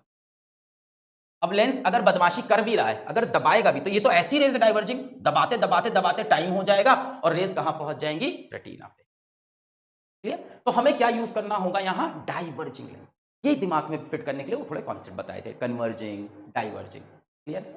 पहले ही इमेज बन रही थी, दूर बनानी है, लेंस और रेटिना तो बदमाशी कर चुके हैं, तो यही कुछ बाहर सही करना पड़ेगा, तो यहां हम चश्मा पहना देते हैं कॉन्केव, कॉन्केव लेंस, और कॉन्केव लेंस पहना देते हैं, रेस को थोड़ा डाइवर्ज कर देगा, फिर ये मेहनत करके उसको कन्वर्ज करेगा भी तो टाइम लग जाएगा, अभी तो पैरेलल मिल रही थी, फिर कैसी रेस मिली, ऐसी, तो ऐसी को दबाने में थोड़ा समय लग गया, इमेज कहां बन गई, रेटिना। कैसी पावर होगी इस बच्चे की, पावर कैसी होगी, पॉजिटिव की नेगेटिव, पॉजिटिव की नेगेटिव, कॉन्वेक्स, जहां पे वेक्स वहां पे पॉजिटिव, चाहे कॉन्वेक्स लेंस चाहे कॉन्वेक्स मिरर, कॉन्केव में नेगेटिव, तो कैसी पहना होगा, नेगेटिव पावर की लेंस। जनरली आपके दोस्तों को यही प्रॉब्लम होती है कि बोर्ड का दिखाई नहीं पड़ता, तो जनरली आपके फ्रेंड्स को मायोपिया हो। दोनों डायग्राम को बेटा प्रैक्टिस करना है, बोर्ड में 3 नंबर का सवाल आता है, सारे पॉइंट्स लिखने होते हैं, याद रहेगी, कहानी सुना दी, प्रॉब्लम क्या है, मायोपिया, चलो ऐसे समझते हैं, यहां से समझते हैं, अब इसका एक याद करने की ट्रिक है, इससे सब कुछ समझते हैं, कैसे समझना है, मयोनी, मयोनी खाते हो आप, हाँ म्योनीज, हाँ म्योनी खाते हैं, तो म्योनी किसने खाई, इलॉन मस्क साहब ने खाई, इलॉन मस्क भाई अमीर आदमी हो गए, ढेर सारी म्योनी खा ली, दिमाग में इमेजिन करो तब याद रहेगा, इलॉन मस्क ने क्या खाई, ढेर सारी म्योनी खाई, और म्योनी खा के वो कैसे हो गए, मोटे, कैसे हो गए, थिक हो गए, या फैट याद रखना हो फैट याद रखो, जो याद रहे, फैट हो गए या थिक हो गए। अब जब ये थिक हो गए तो दुनिया के सामने तो नहीं आ सकते भाई, फोटो वोटो खिंचाएंगे, लोग बोलेंगे ए मोटे, ए मोटे, वो तो खैर अमीर आदमी, उसको फर्क नहीं पड़ेगा, एनीवेज फिर भी ए मोटे मोटे बुरा लगता है, तो जब इनको बुरा लग रहा है तो छुपना होगा कहीं, भाग के कहीं आना नहीं है दुनिया के सामने, तो कहां छुप गए, गुफा में जाके, केव में जाके ये छुप गए कि अब मैं केव से बाहर नहीं निकलूंगा, कोई मेरी फोटो नहीं खींचेगा। कहानी पकड़ते हैं, सबसे पहले मेयोनीज खानी है, किसको खानी है, एलॉन मस्क, एलॉन मस्क साहब हैं ना, अपना बिजी शेड्यूल छोड़ के मेयोनीज खा रहे हैं, खाते खाते क्या हो गए, मोटे, फैट या थिक हो गए। अब फैट हो गए तो दुनिया को सामना नहीं कर सकते, तो कहां छुपेंगे जाके, सोचो एलॉन मस्क भागते हुए कहां जा रहे, केव के अंदर घुस। अब इससे सारी आपकी पूरी कहानी क्लियर है। चलो, मेयो मतलब मायोपिया, नी मेयोनीज खानी है, मेयोनीज, म्यो मायोपिया, नी नियर साइटेडनेस, पास की चीजें दिखाई पड़ती है, दूर की दिखाई नहीं पड़ती है, मेक्स इलॉन थिक। अब देखो इलॉन, ई एल, यहां से क्या है, इलोंगेशन ऑफ आईबॉल, या तो आईबॉल कैसी हो गई होगी, बड़ी हो गई होगी, या थिक, फैट, या तो लेंस कैसा हो गया होगा, थिक या फैट हो गया होगा, छोटा और मोटा, बेटा छोटा और मोटा तो फोकल लेंथ भी कैसी हो जाएगी, लेस हो गई होगी, तो इमेज कहां बन जाएगी, आंखों के सामने, मतलब सामने मतलब रेटिना के पहले, क्लियर हुआ? कैसे सॉल्व होगा? गुफा में जाके, केव मतलब कॉनकेव लेंस। और बेटा जब भी कॉन्वेक्स लेंस हो या मिरर, वेक्स मतलब पॉजिटिव फोकल लेंथ, तो केव मतलब फोकल लेंथ कैसी? नेगेटिव, तो पार भी कैसी हो गई? नेगेटिव। बोलो याद हो गई सारी चीजें? मायोपिया में क्या होता है? पास की चीजें दिखती है, दूर की चीज दिखाई नहीं पड़ती है, इन्फिनिटी से थोड़ा कम फार पॉइंट हो जाता है। क्यों होता है? क्योंकि इमेज पहली बन गई थी। ऐसा क्यों होता है? दो रीजन, इलॉन या तो इलोंगेशन ऑफ आईबॉल, या तो थिक, लेंस थिक हो गया, फैट हो गया, फोकल लेंथ कम हो गई। कहां जाना है छुपने के लिए? अब केव में जाना है, मतलब कॉनकेव लेंस। तो इस तरह से याद कर लो, अगर समझ में आए तो ठीक, वरना भाई कॉन्सेप्ट से अगर समझ लिया है सबसे बेस्ट है। ठीक, चलो नेक्स्ट है बेटा इसका जस्ट उल्टा, हाइपरमेट्रोपिया। अब हाइपरमेट्रोपिया जनरली आप देखोगे आपके दोस्तों को ज्यादा नहीं होता, जनरली ओल्ड एज में होने लगता है। ओल्ड एज में खैर दोनों चीजें खराब हो जाती है, पास की भी दूर की भी, क्योंकि भाई बॉडी बुढ़ी हो रही है, सेल्स बुढ़ी हो रही है ना। तो जनरली ओल्ड एज में ये चीज ज्यादा होती है। हाइपरमेट्रोपिया ये क्या है बेटा? फार साइटेडनेस, मतलब फार की चीजें तो दिखाई पड़ रही, दूर की चीजें साफ दिख रही है, पास में पढ़ने में प्रॉब्लम हो रही है। ऐसे पास में कॉपी लेके आया, पढ़ नहीं रहा, तो बोलते नहीं है मम्मी पापा, आपने मम्मी पापा को देखा होगा, कुछ लोग के, सबके नहीं, दादा दादी को तो देखा ही होगा, पढ़ने के लिए चश्मा जरूर लगाते हैं अलग से, कहते हैं हमारा रीडिंग ग्लास है।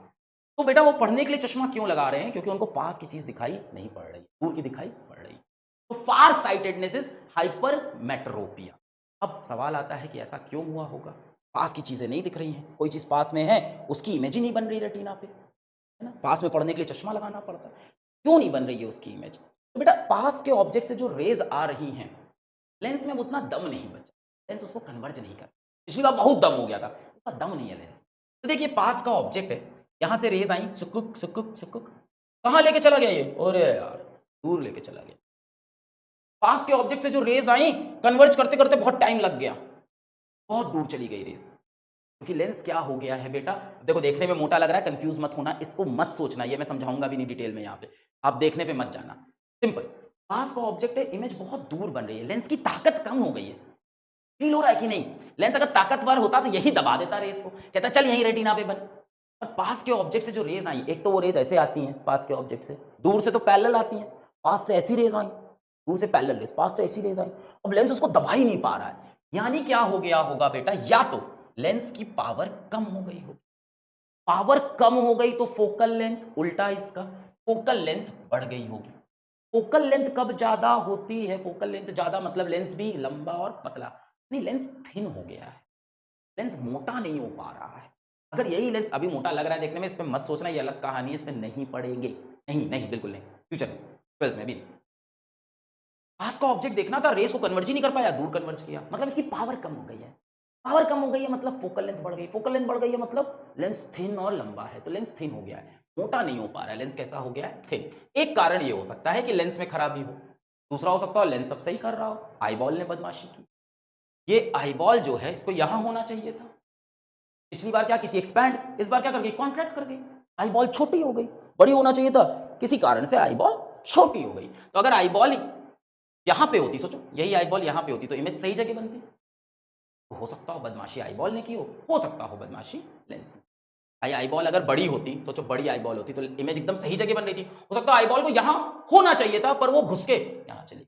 दो रीजन हो सकते हैं, पहला या तो लेंस पतला लंबा थिन हो गया है, दूसरा या तो आईबॉल श्रिंक कर गई। क्या कर गई है? आईबॉल श्रिंक कर गई है।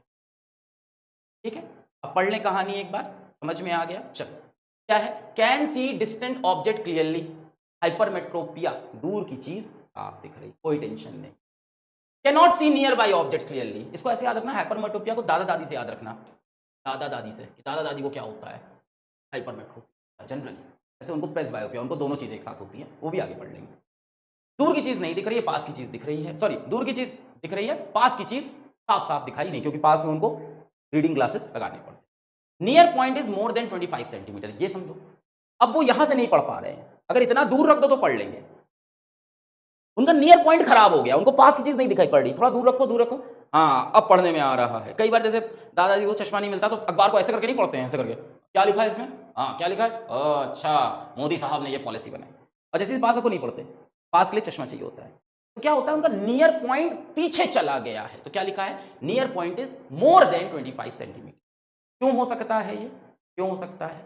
लेंस की पावर कम हो गई हो, रेस को दूर कन्वर्ट कर रहा हो, पावर कम हो गई मतलब फोकल लेंथ ज्यादा या थिन हो गया, तो पहला रीजन पहले image of near by object is formed at a point behind retina. Image कहां बन रही है? रेटिना के पीछे बन रही है। क्यों पीछे बन रही है? Focal length of eye lens is too long. बेटा फोकल लेंथ क्या हो गई है? बहुत ज्यादा। लेंस कैसा हो गया है? थिन, है ना। Lens can not gate thick enough. Lens मोटा नहीं हो पा रहा है। अगर लेंस मोटा होता तो दबा के इमेज सही जगह पे बना देता। और मोटा, इतना मोटा नहीं, पास में और मोटा, पास में वैसे भी मोटा होता है और मोटा चाहिए यहाँ पे, समझ लो। और मोटा होता दबा के यहाँ इमेज बना देता। तो focal length of eye lens is too long, बहुत ज्यादा फोकल लेंथ है, इसलिए इमेज यहाँ पे जाके बन रही है। दूसरा, eye ball has became too small. Eye ball को एक्चुअल में शायद यहां होना था, वो छोटी हो गई। दोनों में से एक प्रॉब्लम होगी, या हो सकता हो दोनों का मिक्स हुआ हो, थोड़ा लेंस खराब हुआ हो, थोड़ा आई बॉल भी पास आ गया, दोनों एक साथ भी हो सकते हैं। ठीक है, आई बॉल छोटी हो गई, यहां होना चाहिए। अब इसका सोल्यूशन क्या होगा? क्या हो रहा है? रेस कन्वर्ज नहीं हो रही, और कन्वर्ज होना चाहिए था, और पहले मिल जाना चाहिए था, और पहले कन्वर्ज होना था। बहुत दूर जाके यह कन्वर्ज हुई यार, तो और पहले कन्वर्ज होना था। तो अब हमें कन्वर्जिंग लेंस चाहिए होगा। कैसा लेंस चाहिए होगा? कन्वर्जिंग लेंस चाहिए होगा। कन्वर्जिंग लेंस कौन सा होता है? Convex lens. तो इसका सोल्यूशन क्या है? करेक्शन क्या है? कॉन्वेक्स लेंस लगा दो ठीक ठीक पावर का, जिससे काम बन जाए। अब कॉन्वेक्स लेंस लगाओगे तो क्या करेगा? रेस को थोड़ा वो कन्वर्ज कर देगा, थोड़ा ये कन्वर्ज कर देंगे, दोनों मिलकर काम बना लेंगे। देखो कॉन्वेक्स लेंस लगाया, ये पास के ऑब्जेक्ट से रेज आई ऐसे। इस वाले कॉन्वेक्स लेंस ने क्या किया? नीला पेन ले लेता हूं। इस वाले कॉन्वेक्स लेंस ने क्या किया? थोड़ा इसने कन्वर्ज किया, ये देखो, थोड़ा सा इसने कन्वर्ज किया, बचा हुआ इसने कन्वर्ज किया, सही जगह इमेज बन गई। ये है हाइपरमेट्रोपिया। दोनों के सारे पॉइंट्स आपको पॉइंट टू पॉइंट याद रहने चाहिए, यहां से सवाल आते हैं, और ये दोनों इमेज प्रैक्टिस करनी होगी। तो पॉज करके दोनों की इमेज प्रैक्टिस करना। एक बार मेमोनिक बता देता हूं, उसके बाद चलो। मेमोनिक क्या है इसका? ये समझ लो एक फास्ट मेट्रो है। मेट्रो है, सब देखी है सबने, कई लोग ने देखी होगी, कई लोग ने टीवी में देखी होगी।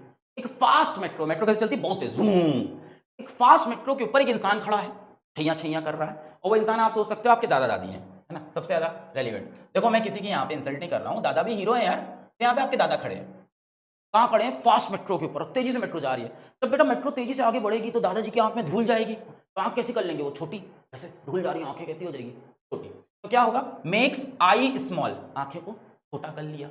और बेटा चेहरा कैसा होगा? ऐसे उड़ने लगता है ना, कार्टून वार्टून देखा होगा, जब बहुत तेज हवा चलती है तो इंसान ऐसे बाइक पे से तेज चलता है तो चेहरा ऐसे फड़फड़ ऐसे फैल नहीं जाता एकदम। तो फेस लार्ज हो गया, कैसे? जैसे वैक्स हो, जैसे मोम, मोम की तरह फेस पूरा ऐसे, मोम की तरह फेस पूरा ऐसे। तो ऐसे इमेजिन कर लो कैसे मोम लगी है चेहरे पे, और चेहरा ऐसे एकदम बड़ा हो गया। कहानी एक बार फिर से पकड़ते हैं। कैसी मेट्रो है? Fast metro. ऊपर कौन खड़ा है? दादाजी। और दादाजी क्या कर रहे हैं भाई? मेट्रो पे खड़े जा रहे हैं। बहुत तेज हवा आई तो आंखें ऐसी छोटी, आंखें छोटी, और चेहरा क्या हो गया है? लार्ज, क्योंकि चेहरा ऐसे फैल रहा है, ऐसे हवा ऐसा करके ऐसे फैल रहा है। कैसा दिख रहा है चेहरा? वैक्स जैसा, मोम जैसा ऐसे फैल। चलो चलो, सबसे पहले फास्ट। एफ का मतलब हो गया बेटा फार, एसटी का मतलब हो गया साइटेडनेस। साइटेडनेस, फार साइटेडनेस किसमें होती है? हाइपरमेट्रोपिया। तो देखो मेट्रो, मेट्रो मतलब हाइपरमेट्रोपिया। मेक्स आई स्मॉल, आई बेटा स्मॉल मतलब आई बॉल छोटा हो गया, आई बॉल स्मॉल हो गया, या बोल सकते हो आई बॉल क्या हो गया? श्रिंक हो जाता है, इसमें छोटा हो जाता है। फेस लार्ज बेटा, एफ मतलब फोकल लेंथ, फोकल लेंथ कैसी हो गई? लार्ज हो गई। कैसी हो गई? लार्ज हो गई। क्यों हो गई? क्योंकि लेंस लंबा और पतला, लेंस कैसा हो गया? थिन हो गया। फिर बेटा वैक्स, वैक्स का मतलब कॉन्वेक्स। बोल याद हो गया? मास्टर, मजा आ गया। कई लोग को बड़ा कॉम्प्लेक्स लगा, बेटा कोई बात नहीं, आप कॉन्सेप्ट से समझ लो, जैसे भी याद करना है याद रखो, समझ में आया ऐसे तो ठीक है, वरना अपने आप। ठीक, अब ध्यान से सुनो, यहाँ पे पेन कॉपी निकलेगा, वीडियो पॉज होगा। मायोपिया के दोनों डायग्राम, हाइपरमेट्रोपिया के दोनों डायग्राम अच्छे से प्रैक्टिस कर लो, सारे पॉइंट्स दिमाग में बसने चाहिए, चाहे कॉन्सेप्ट से बच रहे हो चाहे मेमोनिक से, करके ही आगे बढ़ेंगे भाई। कसम नहीं दे रहा हूं, वरना बोलेगा मास्टर कसम दे दी, पर अपने आप। चलो आगे बढ़ते हैं। सवाल आ गया, सीबीएसई 2020 में सवाल आया हुआ है। Observe the following diagram and answer the following question. ये डायग्राम देखो क्या हुआ, दूर से रेज आ रही है, और कहीं पहले ही दूर से मतलब बेटा इसको दूर की चीज दिखाई सही से नहीं पड़ रही है, यानी पास का दिखता है तो इसको नियर साइटेडनेस होगा।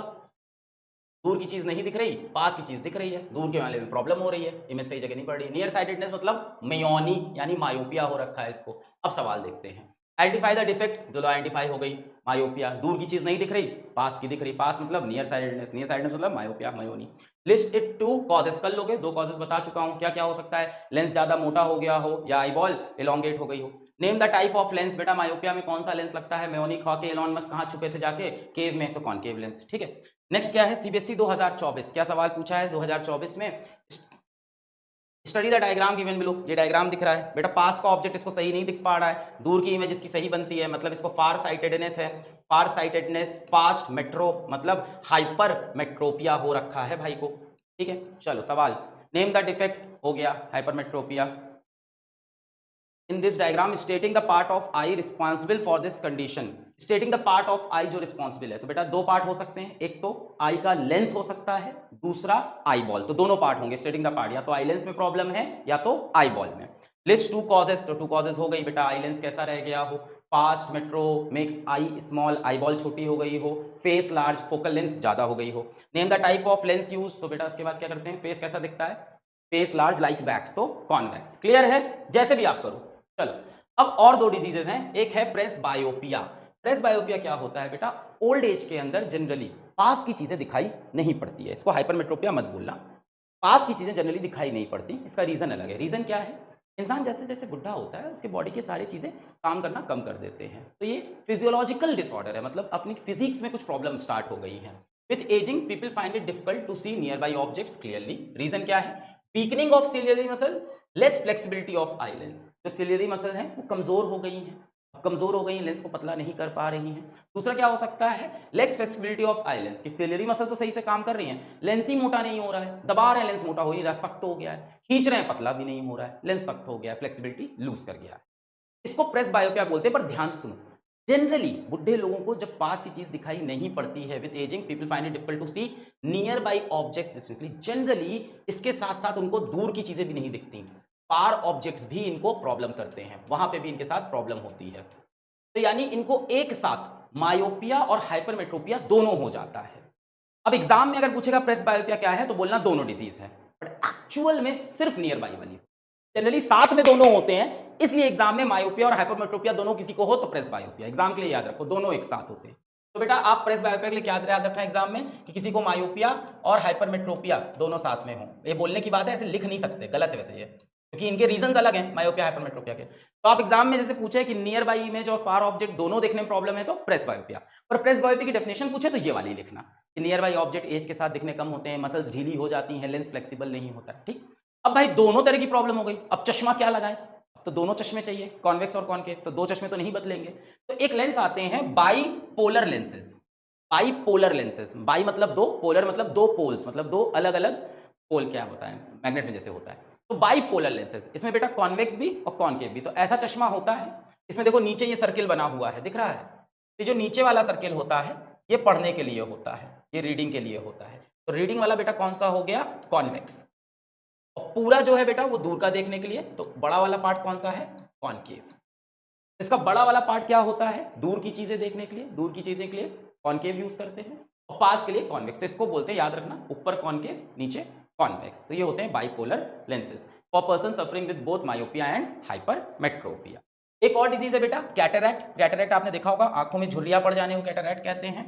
तो कैटरैक्ट क्या है, लेंस बिकम्स ओपेक, आंख का लेंस ट्रांसपेरेंट ही नहीं है, ओपेक हो गया, ओपेक मतलब जिससे लाइट पास नहीं करती, ओपेक मतलब जिससे बेटा लाइट पास ना करे, जिस चीज से लाइट पास ही नहीं होगी उसको ओपेक बोलते हैं। आंख का लेंस ट्रांसपेरेंट होना चाहिए, ओपेक क्यों होता है, क्योंकि एक मिल्की लेयर बन जाती है, एक क्लाउडी लेयर बन जाती है आंख के सामने। कैसे सही होता है, बहुत आसान, कैटरैक्ट की सर्जरी होती है आजकल, आजकल तो लेजर सर्जरी भी होती है, सही हो जाता है, इतनी बढ़िया प्रॉब्लम नहीं है। पर जब पहले ट्रीट नहीं हो पाता था तो इंसान पूरी तरह से अंधा हो जाता था, क्यों, क्योंकि आंखों के आगे एक क्लाउडी मिल्की लेयर बन गई, आंख ओपेक हो गई, लाइट ही अंदर नहीं जा रही तो कुछ दिखाई नहीं पड़ता था।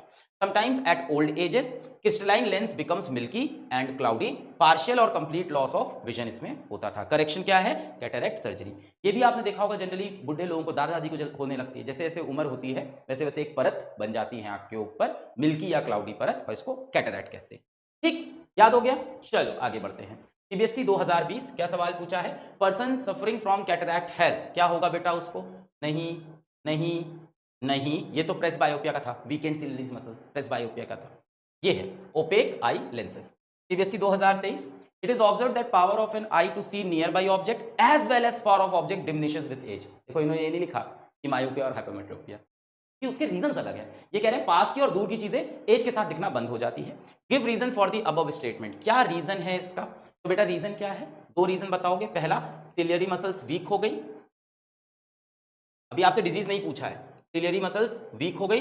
दूसरा, फ्लेक्सिबिलिटी ऑफ लेंस खत्म हो गई। यही दो रीजन थे इसके। Flexibility of lens is decreased. ठीक, name the defect, that is कौन सी डिफेक्ट होगी बेटा? सबसे ज्यादा चांसेस प्रेस बायोपिया के होने के हैं। ठीक है, चलो ये हो गई आई और उसकी डिफेक्ट। अब आते हैं कलरफुल वर्ल्ड। ह्यूमन आई खत्म, ये बहुत आसान है, इसमें ज्यादा याद नहीं करना है, बहुत तेजी समझ में आएगा। सबसे पहली चीज क्या है हमारी? रिफ्रैक्शन थ्रू अ प्रिज्म, एक प्रिज्म से रिफ्रैक्शन करना। तो प्रिज्म बेटा वैसे मैंने यहाँ पे देखो बनाया है, 3D ऑब्जेक्ट होता है। क्या होता है? A glass prism is a transparent refracting medium. Transparent होता है ग्लास का प्रिज्म, है ना? हाँ सर ये तो पता है, ट्रांसपेरेंट देखा होगा, पेपर वेट बनता है। रिफ्रैक्टिंग मीडियम होता है। It has 2 triangular plus 3 rectangular surface. देखो एक ये ट्रायंगल दिख रहा है, आगे वाला दिखाई पड़ रहा है, एक पीछे वाला ट्रायंगल दिख रहा है, 2 ट्रायंगल हो गए। 3 रेक्टेंगुलर, एक रेक्टेंगल देखो ये दिख रहा है साइड में, एक रेक्टेंगल इस साइड से दिखाई पड़ रहा है, हाँ, और एक इसका बेस। तो एक रेक्टेंगल, 2 रेक्टेंगल, 3 रेक्टेंगल, है ना? 3 रेक्टेंगल समझ में आ गए, और एक ट्रायंगुलर आगे, एक ट्रायंगुलर पीछे, तो 2 ट्रायंगुलर। क्लियर है? समझ में आ गया? ठीक, चलो आगे बढ़ते हैं। इसी को बेटा हम लोग प्रिज्म बोलते हैं। एंगल ऑफ प्रिज्म क्या होता है? इस एंगल को बोलते हैं angle A, angle of prism. दो कर्व सरफेस या दो रिफ्रैक्टिंग सरफेस जो होते हैं, इसके दो जो ट्रायंगुलर सरफेस हैं, इनके बीच में जो ट्रायंगल का एंगल ऑफ प्रिज्म। अब हम लोग ने यार आपके सिलेबस में जो प्रिज्म लेंगे वो हम लेंगे इक्विलैटरल प्रिज्म, जिसमें तीनों एंगल इक्वल होंगे। चलो, refraction of light and deviation through a prism. आराम से लो, टेंशन मत लो, बहुत इजी। कैसा प्रिज्म है? सारे एंगल इक्वल है। Refraction of light and deviation through a prism. Light कैसी ली?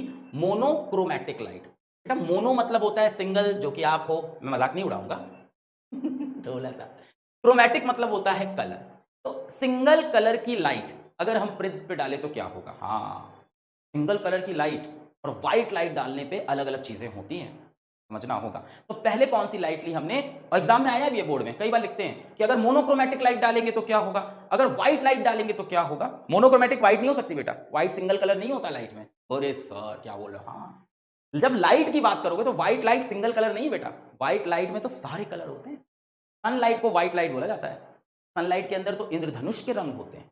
तो मोनोक्रोमैटिक लाइट मतलब सिंगल कलर की, और बेटा व्हाइट लाइट को कभी भी मोनोक्रोमैटिक लाइट मत बोलना, बाकी कोई भी कलर हो, नीले रंग की, लाल रंग की, पीले रंग की लाइट, इसको मोनोक्रोमैटिक लाइट। चलो शुरू करते हैं। सबसे पहले ये इंसिडेंट रे आई, आके प्रिज्म से टकराई। अब बेटा इंसिडेंट रे जब टकराती है तो हम क्या बनाते हैं बताओ? किसी भी सरफेस पे टकराती है तो क्या बनाते हैं? नॉर्मल। क्यों? बाहर क्या है बेटा? एयर है, अंदर क्या है बेटा? ग्लास है। तो एयर से ग्लास कहां जा रहे हो? रेयर से डेंसर में। जहां पे लाइट लड़ी वहां क्या बनेगा? नॉर्मल। अब ये सरफेस देखो ऐसे है, इसका परपेंडिकुलर देखो ऐसा होगा 90 डिग्री, ऐसे बनेगा ना। तो थोड़ा सा सीधा करके देखो तो ये लाइन भी सीधी हो जाएगी, इसको सीधा करो ये लाइन भी। तो बेटा इसका परपेंडिकुलर यूं, जैसे इस लाइन पे यूं बनाते हो, अब इसी लाइन को टेढ़ा कर दो, ये तो ऐसी हो जाएगी। तो उठा कैसे? ये देख ऐसे। तो परपेंडिकुलर सबसे पहले तो हमें नॉर्मल बनाना था, बना लिया मास्टर, बहुत अच्छा बेटा। सबसे पहले नॉर्मल बनाया, ये बन गया नॉर्मल। अब ये लाइट को यूं सीधे चले जाना चाहिए था, ऐसे चले जाना चाहिए था, यस और no? This light should have gone like this, ऐसे चले जाना चाहिए था सीधे इसको। पर मीडियम चेंज हुआ है, रेयर से डेंसर हुआ है। लाइट किधर बेंड होती है रेयर टू डेंसर में? Towards the normal. तो लाइट ऐसे ना जाके नॉर्मल की तरफ, ऐसे ना जाके नॉर्मल की तरफ बेंड हो जाएगी। तो लाइट को बेंड कर लेते हैं। लाइट ऐसे ना जाके बेंड हुई और यूं चली गई बेंड होके। अब फिर से एक सरफेस आया, इस तरफ फिर से क्या है? ग्लास, बाहर फिर से क्या है? एयर। अब लाइट कहां से कहां जा रही है? ग्लास से एयर, मतलब डेंसर से रेयर मीडियम में। यहां पे फिर नॉर्मल बनेगा बेटा, ऐसा सरफेस है तो नॉर्मल ऐसे खपाच, ये नॉर्मल बन गया। बोलो ठीक है? ये 90 डिग्री पे ऐसा है ना सरफेस, तो इसका 90 डिग्री ये होगा, देखो तो ये बन गया नॉर्मल। अब ग्लास से air, denser to rarer, light को ऐसे चले जाना चाहिए था सीधे, पर denser to rarer bends away from the normal. Denser to bends away, तो नॉर्मल इधर है, ऐसे जाना चाहिए था अवे फ्रॉम दी नॉर्मल, तो यूं चली गई लाइट। अब एक चीज आप याद रख लेना, अ prism bends a ray of light towards its base. देखो ऐसे लाए थे, क्या किया अपने बेस की तरफ। ये बेस हो गया प्रिज्म का, बेस मतलब नीचे वाला पार्ट। तो प्रिज्म बेटा हमेशा रे ऑफ लाइट को क्या करता है, बेंड कर देता है, किधर, टुवर्ड्स इट्स बेस, हमेशा अपने बेस की तरफ बेंड कर देता है। कहीं से भी लाइट यहां डालो, ऐसे डालो, वैसे डालो, हमेशा किधर बेंड करेगा, टुवर्ड्स इट्स बेस।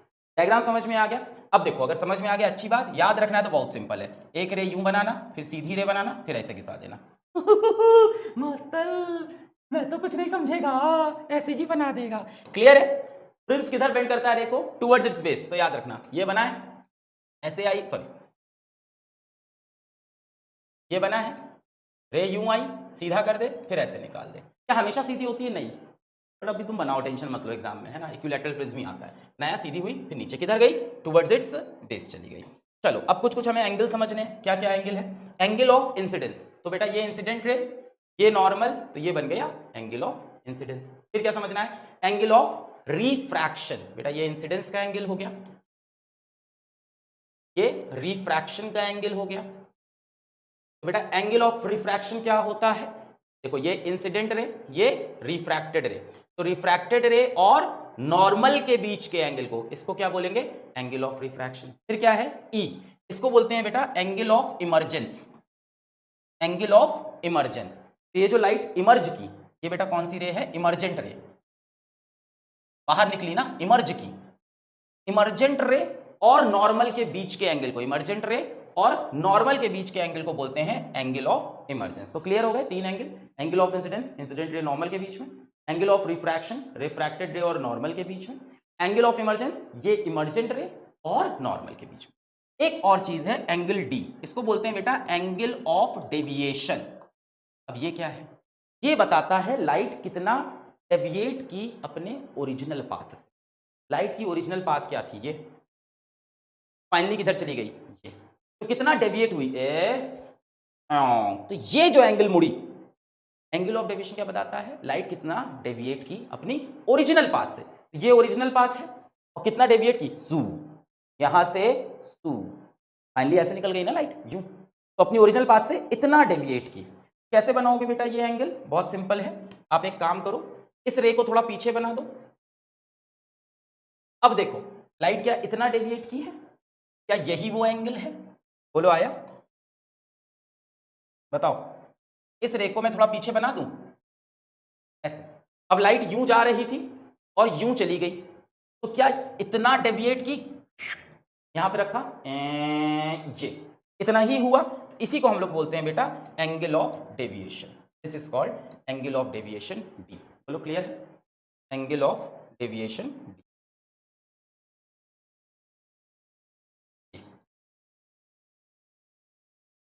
बोलो क्लियर है? लाइट यूं जा रही थी, इतना डेविएट, तो प्रिज्म से रिलेटेड इतना ही आता है। हाँ आगे भी आता है, मोनोक्रोमैटिक सिंगल कलर लाइट में यही चीजें हैं। पहली चीज क्या याद रखनी है? अ prism bends a ray of light towards its base. तो लाइट कैसे भी आए, ऐसे सीधा करो फिर नीचे झुका दो, ठीक।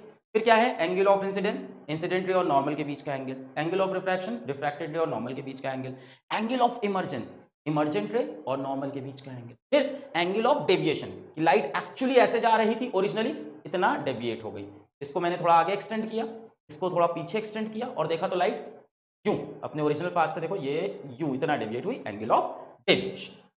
चलो अब बेटा एक चीज आपको समझनी है, क्या? We know that white light is made up of 7 colours. ये बेसिक सबको पता होगा कि व्हाइट लाइट एक्चुअली जो सनलाइट आती है बेटा, व्हाइट लाइट, सनलाइट को व्हाइट लाइट बोला जाता है।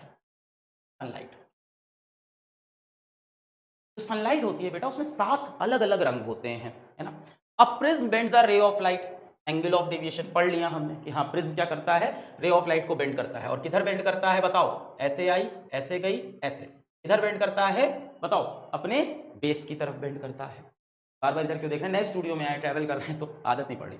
अब समझो, ये जो एंगल ऑफ डेविएशन है ये अलग अलग कलर का अलग अलग होता है।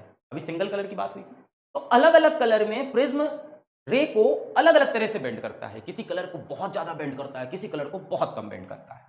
ऐसा क्यों होता है बेटा? अलग अलग कलर की अलग अलग प्रॉपर्टी, अलग अलग वेवलेंथ, अलग अलग फ्रीक्वेंसी, अलग अलग रिफ्रैक्टिव इंडेक्स, छोड़ दे यार, नहीं है सिलेबस में। क्यों? रिफ्रैक्टिव इंडेक्स हर रंग की अलग होती है, छोड़। Angle of deviation is different for different colours of light. Some colour bends more than other, कुछ ज्यादा बेंड होते हैं, कुछ कम बेंड होते हैं। अब देखो लाइट में जो व्हाइट लाइट होती है, जो सन लाइट होती है, उसमें कितने कलर होते हैं? 7 रंग होते हैं। ये सब आपको पता होगा। 7 रंग कौन से होते हैं? Violet, indigo, blue, green, yellow, orange, red. इसको याद रखने का तरीका भी सबको याद होगा, विबग्योर, VIBGYOR, विबग्योर, है ना, ऐसे याद रखते हैं। Violet, indigo, blue, green, yellow, orange, red. अलग अलग कलर को प्रिज्म अलग अलग तरह से बेंड करता है। सबसे ज्यादा कौन बेंड होता है बेटा? सबसे ज्यादा वायलेट कलर बेंड होता है। Violet bends the most, violet bends the most. और सबसे कम कौन बेंड होता है बेटा? Red, red bends the least. ये बात बेटा आपको याद होनी चाहिए। तो लाल रंग बेटा सबसे कम। लाल रंग क्या होता है? लाल रंग जिद्दी होता है साहब। लाल रंग खून, हमारा खून कैसा है? जिद्दी है, तो हम बेंड नहीं होते। जिद्दी है इसलिए वो बेंड नहीं होता। तो red bends the least, violet bends the most. तो प्रिज्म पे अगर दो अलग अलग कलर डालूं तो एक का एंगल ऑफ डेविएशन ज्यादा होगा, एक का कम। सबसे ज्यादा किसका होगा? वायलेट का। उससे कम इंडिगो, उससे कम ब्लू, उससे कम ग्रीन, उससे कम येलो, उससे कम ऑरेंज, और सबसे कम रेड। तो इधर आ जाते जाते बेंडिंग क्या होगी? कम हो जाएगी। बोलो क्लियर है इतनी बात? जैसे जैसे आप इधर जा रहे हो वायलेट से रेड की तरफ, वैसे वैसे बेंडिंग क्या हो जाएगी? कम हो जाएगी। याद रहेगा? ऊपर जाते वक्त बेंडिंग कम, सबसे ज्यादा ये बेंड, सबसे कम ये। चलो अब आते हैं, न्यूटन साहब ने एक एक्सपेरिमेंट किया था कि उन्होंने मोनोक्रोमैटिक नहीं, उन्होंने सनलाइट को प्रिज्म पे दे मारा। मोनोक्रोमैटिक को नहीं, रिफ्रैक्शन ऑफ व्हाइट लाइट। बेटा व्हाइट लाइट को कैसे याद रखो? सनलाइट। उन्होंने सनलाइट को प्रिज्म पे दे मारा। कहानी अलग होगी। सिंगल कलर को मारते थे कोई दिक्कत नहीं, जब सनलाइट या व्हाइट लाइट को मारते तो क्या देखा कि यार सारे कलर ऐसे बिखर गए, ऐसे फैल गए, ऐसे स्प्लिटिंग हो गई। व्हाइट लाइट की स्प्लिटिंग क्या हो गई बेटा? व्हाइट लाइट की क्या हो गई? स्प्लिटिंग हो गई, फैल गए। कोई पूछे क्यों स्प्लिटिंग हुई? सोचो। क्योंकि बेटा वायलेट बहुत ज्यादा बेंड हो गया, रेड सबसे कम बेंड हुआ। बेंड सब हुए, देखो ऐसे जाना चाहिए था। रे को एक्चुअली तो यूं जाना चाहिए था, prism always bends a ray of light towards its base. देखो सब बेस की तरफ थोड़े थोड़े तो बेंड हुए, ये रेड कम हुआ, ये ज्यादा, ये ज्यादा, ये ज्यादा। रेड भी बेस की तरफ ही बेंड हुआ है, देखो थोड़ा सा हो गया। जाना ऐसे चाहिए था, बेंड हो गए। रेड यार थोड़ा कम बेंड हुआ, वायलेट बहुत ज्यादा बेंड हुआ। क्योंकि अलग अलग कलर अलग अलग बेंड हुए तो वो सेपरेट हो गए, वो स्प्लिट हो गए, और इसको बोलते हैं dispersion. Dispersion, the splitting of white light into its component colours. Into 7 colours भी लिख दोगे तो भी नंबर नहीं कटेंगे। The splitting of white light into its constituent color, into its component color, into its 7 colors. White light मतलब sunlight. क्यों हुई याद रखना है, पूछेगा एग्जाम में। Why dispersion happens? यही क्वेश्चन आता है। Why dispersion happens? Because different colors bends differently. Red bends the least, जिद्दी। Violet bends the, ठीक है। अच्छा फिर दूसरी चीज स्पेक्ट्रम। बेटा अब जो डिस्पर्स होने के बाद ये जो कलर ऑब्टेन हुए, कहाँ ऑब्टेन होंगे? जैसे हवा में तो कलर दिखेंगे नहीं, हवा में दिख रहा है। कोई स्क्रीन रखोगे तो मैंने क्या किया है बेटा, मैंने यहाँ पे एक स्क्रीन लगा दी। इस जगह पे क्या किया है? इस जगह पे एक स्क्रीन लगाई है, और इस स्क्रीन पे सारे कलर दिख रहे हैं। अब ये जो सारे कलर दिख रहे हैं ये एक बैंड जैसा है, कलर्स का बैंड है। इस बैंड को हम स्पेक्ट्रम बोलते हैं। Dispersion, splitting of light. और ये याद रखना डिस्पर्जन कहाँ होता है? फर्स्ट सरफेस पे। अच्छा सवाल पूछ सकता है बोर्ड में, कॉम्पिटेंसी बेसिस पर पूछेगा भी, पूछ सकता है कि पहले सरफेस पे डिस्पर्जन होता है कि दूसरे सरफेस पे। और बच्चा लिख के आएगा प्रिज्म में दोनों सरफेस पे, यही लिखेगा।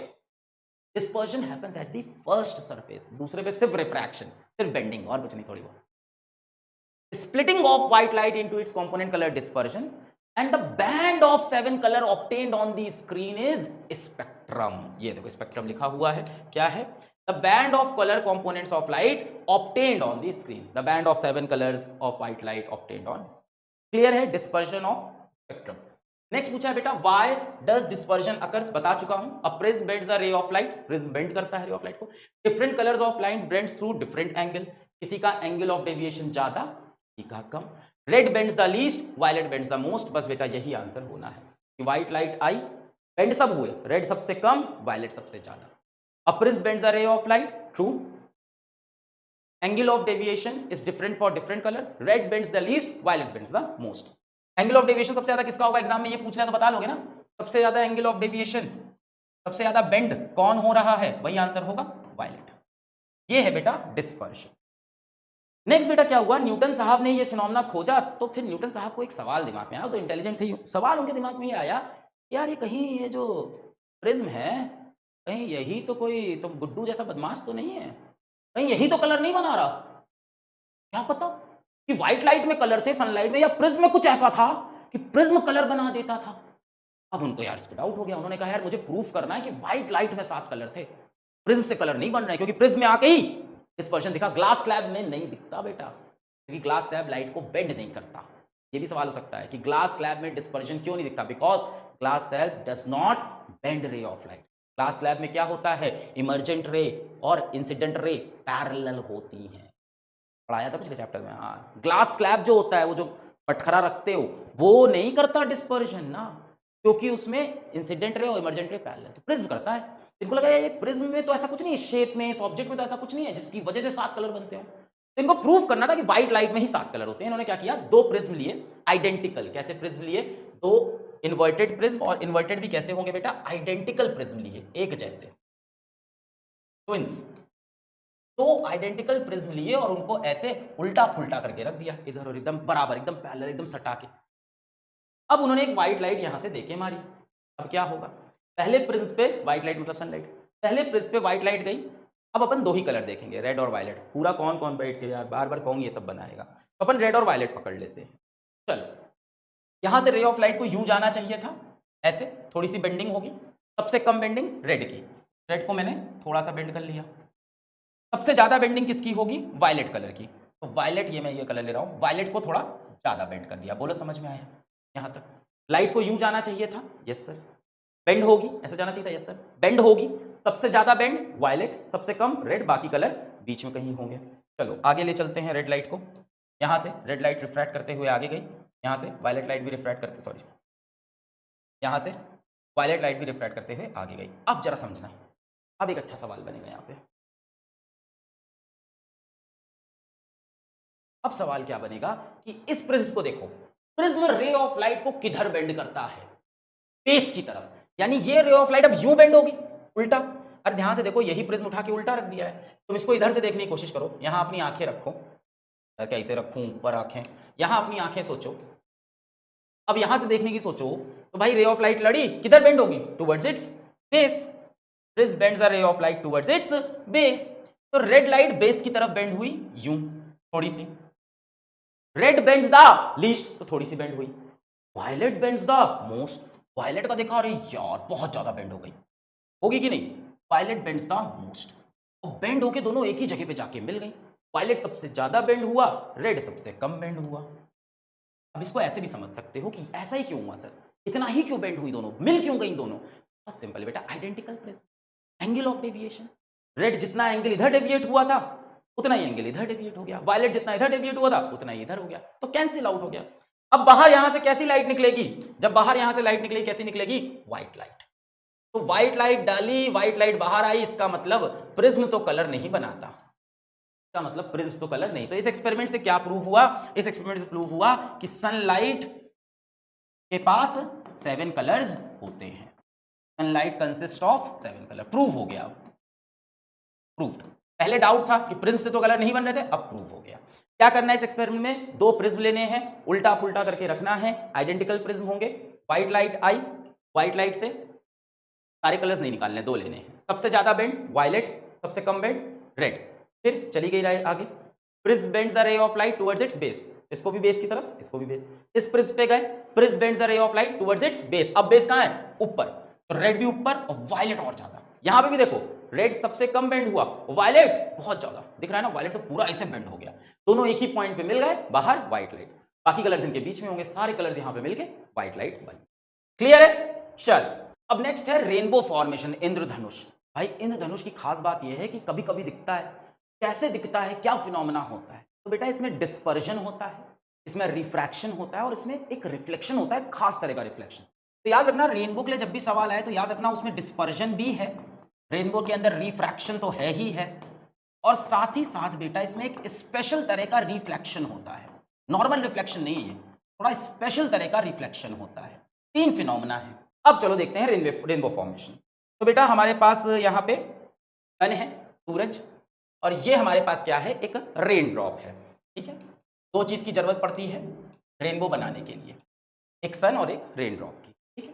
सन से रेज ऑफ लाइट आई, और ये कब होगा, जस्ट बारिश के बाद जब थोड़ी बहुत बूंदें बची होती है, वाटर वेपर बचा होता है, तो धूप आई यहां पे बूंद के ऊपर, ठीक है सर, धूप आई बूंद के ऊपर, रे ऑफ लाइट आई बूंद के ऊपर। अब ये बूंद ना प्रिज्म जैसी दिख रही है, देखो यहां से, ये देखो, हाँ ये तो प्रिज्म जैसा कुछ दिखाई पड़ रहा है। प्रिज्म में क्या होता है? डिस्पर्जन। तो यहां से बेटा सारे कलर अलग अलग हो जाएंगे। रेड बेंड्स द लीस्ट, तो रेड सबसे कम बेंड की, sorry, red bends the least, तो रेड सबसे कम बेंड की। And violet bends the most, तो वायलेट ले लेते हैं, ये सबसे ज्यादा बेंड किया। अब यहां पे तो बेटा क्या हुआ? यहां पे डिस्पर्जन हुआ, इस जगह पे डिस्पर्जन हुआ, या रिफ्रैक्शन भी बोल सकते हो, मीडियम चेंज हुआ, रिफ्रैक्शन हुआ। यहां पे क्या होगा? प्रिज्म जैसी है तो व्हाइट लाइट सेपरेट हुई, ये सनलाइट या व्हाइट लाइट बोल सकते हो, सनलाइट आई, ये सेपरेट हुई, रेड सबसे कम बेंड हुआ, वायलेट सबसे ज्यादा। यहां पे अब रे ऑफ लाइट कहां से कहां जा रही? डेंसर से रेयरर में जा रही, और ये एंगल इतना बड़ा हिट होता है कि यहां पे बेटा रिफ्लेक्शन स्टार्ट हो जाता है, और लाइट यूं रिफ्लेक्ट होके यूं आ गई, और वायलेट वाली भी रिफ्लेक्ट होके यूं आ गई। और यहां पे बेटा आपकी आंखें हैं, आप यहां से देख रहे हो। अब आपको क्या दिखेगा बेटा? आपको रेड लाइट कहीं यहां से आती हुई दिखेगी, और आपको बेटा वायलेट लाइट कहीं यहां से आती हुई दिखेगी। यहां पे violet, indigo, blue, green, yellow, इतना क्लियरली दिखता नहीं वैसे, वायलेट, येलो और रेड टाइप का कुछ दिखता है, सारे कलर्स कहां दिखाई पड़ते हैं, इतना क्लियर नहीं दिखता, वायलेट और रेड। तो आपको सबसे ऊपर कौन दिखेगा रेनबो में? रेड, और सबसे नीचे कौन सा दिखेगा? वायलेट। तो याद रखना कि रेनबो में सबसे ऊपर हमें क्या दिखता है? रेड, और नीचे क्या दिखता है? वायलेट। कई बार बेटा उल्टा भी हो जाता है, वो आपके सिलेबस में नहीं, सेकेंडरी रेनबो वो सिलेबस में नहीं, यही होता है आपके सिलेबस में। याद रखना बेटा, सन आपके पीछे होना चाहिए और रेनबो आपके सामने होना चाहिए। सन कहां होना चाहिए? आपके बिहाइंड, और रेनबो कहां बनेगा? आपके सामने। सवाल क्या आया हुआ है इसका? सीबीएसई 2024 क्या है? The rainbow is a natural spectrum of sunlight in the sky, सही है। Rainbow is formed in the sky when the sun is overhead and water droplets are also present in air. Sun is overhead, ऐसे में तो हो नहीं पाएगा, सन आपके sir के ऊपर नहीं, सन कहां चाहिए? बिहाइंड यू चाहिए। यहां क्या बोल रहा है? सन इज ओवरहेड, ऐसे ओवरहेड मतलब आप यहां खड़े हो और सन जस्ट आपके ऊपर, ऐसे में तो नहीं हो पाएगा। तो ये गलत हो गया, ये सही, A is correct, B is wrong, A is true but reason R is false. Next क्या है? CBSE 2023, draw label diagram to show dispersion of beam of white light. Dispersion prism पे दिखा लेंगे, फॉर्मेशन ऑफ रेनबो, तो rainbow का formation practice करके बनाना होगा। सन पीछे, ड्रॉप आगे, बना लेंगे, रे ऑफ लाइट आई, रेड, वायलेट और फिर रिफ्लेक्शन। चलो नेक्स्ट क्या है? The phenomena of light involve in the formation of rainbow. Rainbow के फॉर्मेशन में कौन सा फिनोमेना इन्वॉल्व होता है? रिफ्रैक्शन होता है, यस। रिफ्लेक्शन होता है, यस। डिस्पर्जन होता है, तो ये भी सही लग रहा है। दूसरा पढ़ते हैं, refraction, dispersion and internal reflection. ये ज्यादा सही लग रहा है यार मुझको, इंटरनल, क्योंकि अंदर अंदर हुआ। Reflection, dispersion and internal reflection नहीं, दो बार रिफ्लेक्शन तो नहीं होता। रिफ्रैक्शन, डिस्पर्जन, स्कैटरिंग, ये भी नहीं। तो सबसे एप्रोप्रिएट बेटा ये है, इंटरनल रिफ्लेक्शन लिख दिया, ऊपर वाले में वो नहीं लिखा था। पहले सरफेस पे क्या हुआ? रिफ्रैक्शन हुआ, डिस्पर्जन हुआ, और दूसरे पे रिफ्लेक्शन हुआ। चलो आगे बढ़ो। नेक्स्ट है बेटा एटमॉस्फेरिक रिफ्रैक्शन। इसमें एक कहानी समझ लो, उससे आगे की चीजें समझ में आएगी। एटमॉस्फेयर में रिफ्रैक्शन क्यों होता है? मान लो ये तुम्हारे अर्थ का सरफेस है और ये ऊपर एटमॉस्फेयर की लेयर्स हैं। ये मैंने क्या बनाई है बेटा? ऊपर की तरफ एटमॉस्फेयर की लेयर बनाई है, ठीक है, ये एटमॉस्फेयर की लेयर्स हैं। बेटा जैसे जैसे हम ऊपर जाते हैं ना, एयर की डेंसिटी कम हो जाती है। एयर नीचे बहुत ठोस होती है जस्ट सरफेस के ऊपर, जैसे जैसे ऊपर जाओगे तो एयर की डेंसिटी कम होती जाएगी, एयर मॉलिक्यूल्स दूर होते जाते हैं। विथ हाइट एयर की डेंसिटी डिक्रीज करती है। तो ऊपर जाते वक्त क्या होगा? एयर की डेंसिटी क्या होती है बेटा? रिड्यूस हो जाती है। तो ये सबसे डेंस और ऊपर सबसे रेयर। मतलब बेटा जब हम नीचे ऊपर से नीचे आएंगे या नीचे से ऊपर जाए, समझो ऊपर एयर डेंसिटी कम होती जा रही है, यानी ऊपर जाते वक्त लेयर्स कैसी होती जा रही है? बताओ, खुद से बताओ। एयर डेंसिटी कम होते होते होते तो ऊपर लेयर कैसी हो रही है? रेयर हो रही है, रेयर हो रही है। जैसे जैसे ऊपर जाओगे लेयर कैसी होंगी? रेयर होंगी। और जैसे जैसे नीचे आओगे लेयर कैसी हो जाएंगी? डेंसर हो जाएंगी। मतलब अगर ये मीडियम रेयर है तो ये डेंसर, ये इसके कंपैरिजन में रेयर और ये डेंसर। समझो इसके कंपैरिजन में ये वाला रेयर, ये उससे भी डेंसर, ये रेयर, ये उससे भी डेंसर। तो हम कह सकते हैं कि नीचे आते वक्त लेयर कैसी होती जा रही हैं? डेंस होती जा रही हैं, है ना। उल्टा बोल लेते हैं इसका, जस्ट ज्यादा शायद याद रहे। नीचे आते वक्त ऊपर एयर डेंसिटी क्या हो रही है? रिड्यूस हो रही है। तो नीचे आते वक्त डेंसिटी बढ़ रही है, ऊपर जाते वक्त घट रही है। तो नीचे ज्यादा डेंस है, तो नीचे की लेयर कैसी है बेटा, डेंसर है, और ऊपर की कैसी है, रेयर। जब भी नीचे आओगे तो आप किधर आ रहे हो, रेयर से डेंसर, रेयर से डेंसर, रेयर से डेंसर। अब मैं एक रे ऑफ लाइट लेके आता हूं, ये मैं लेके आया, ये मैंने लड़ाई, यहां पे क्या बनेगा, नॉर्मल बन गया। रे कहां से आ रही है, रेयर से डेंसर, नीचे डेंसिटी ज्यादा है, ऊपर जाते वक्त एयर मॉलिक्यूल्स दूर दूर डेंसिटी। तो रे कहां से कहां आ रही है, रेयर से डेंसर।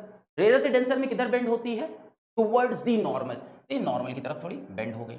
अब यहां पे फिर से मैंने नॉर्मल बनाया। अब बताओ रे कहां से कहां जा रही है, फिर से ये रेयर हो जाएगा, ये डेंसर, नीचे डेंसिटी ज्यादा है, ऊपर कम, तो फिर से रे ऑफ लाइट रेयर से डेंसर क्या होगी, बेंड्स टुवर्ड्स दी नॉर्मल। फिर यहां पे मैंने नॉर्मल बनाया।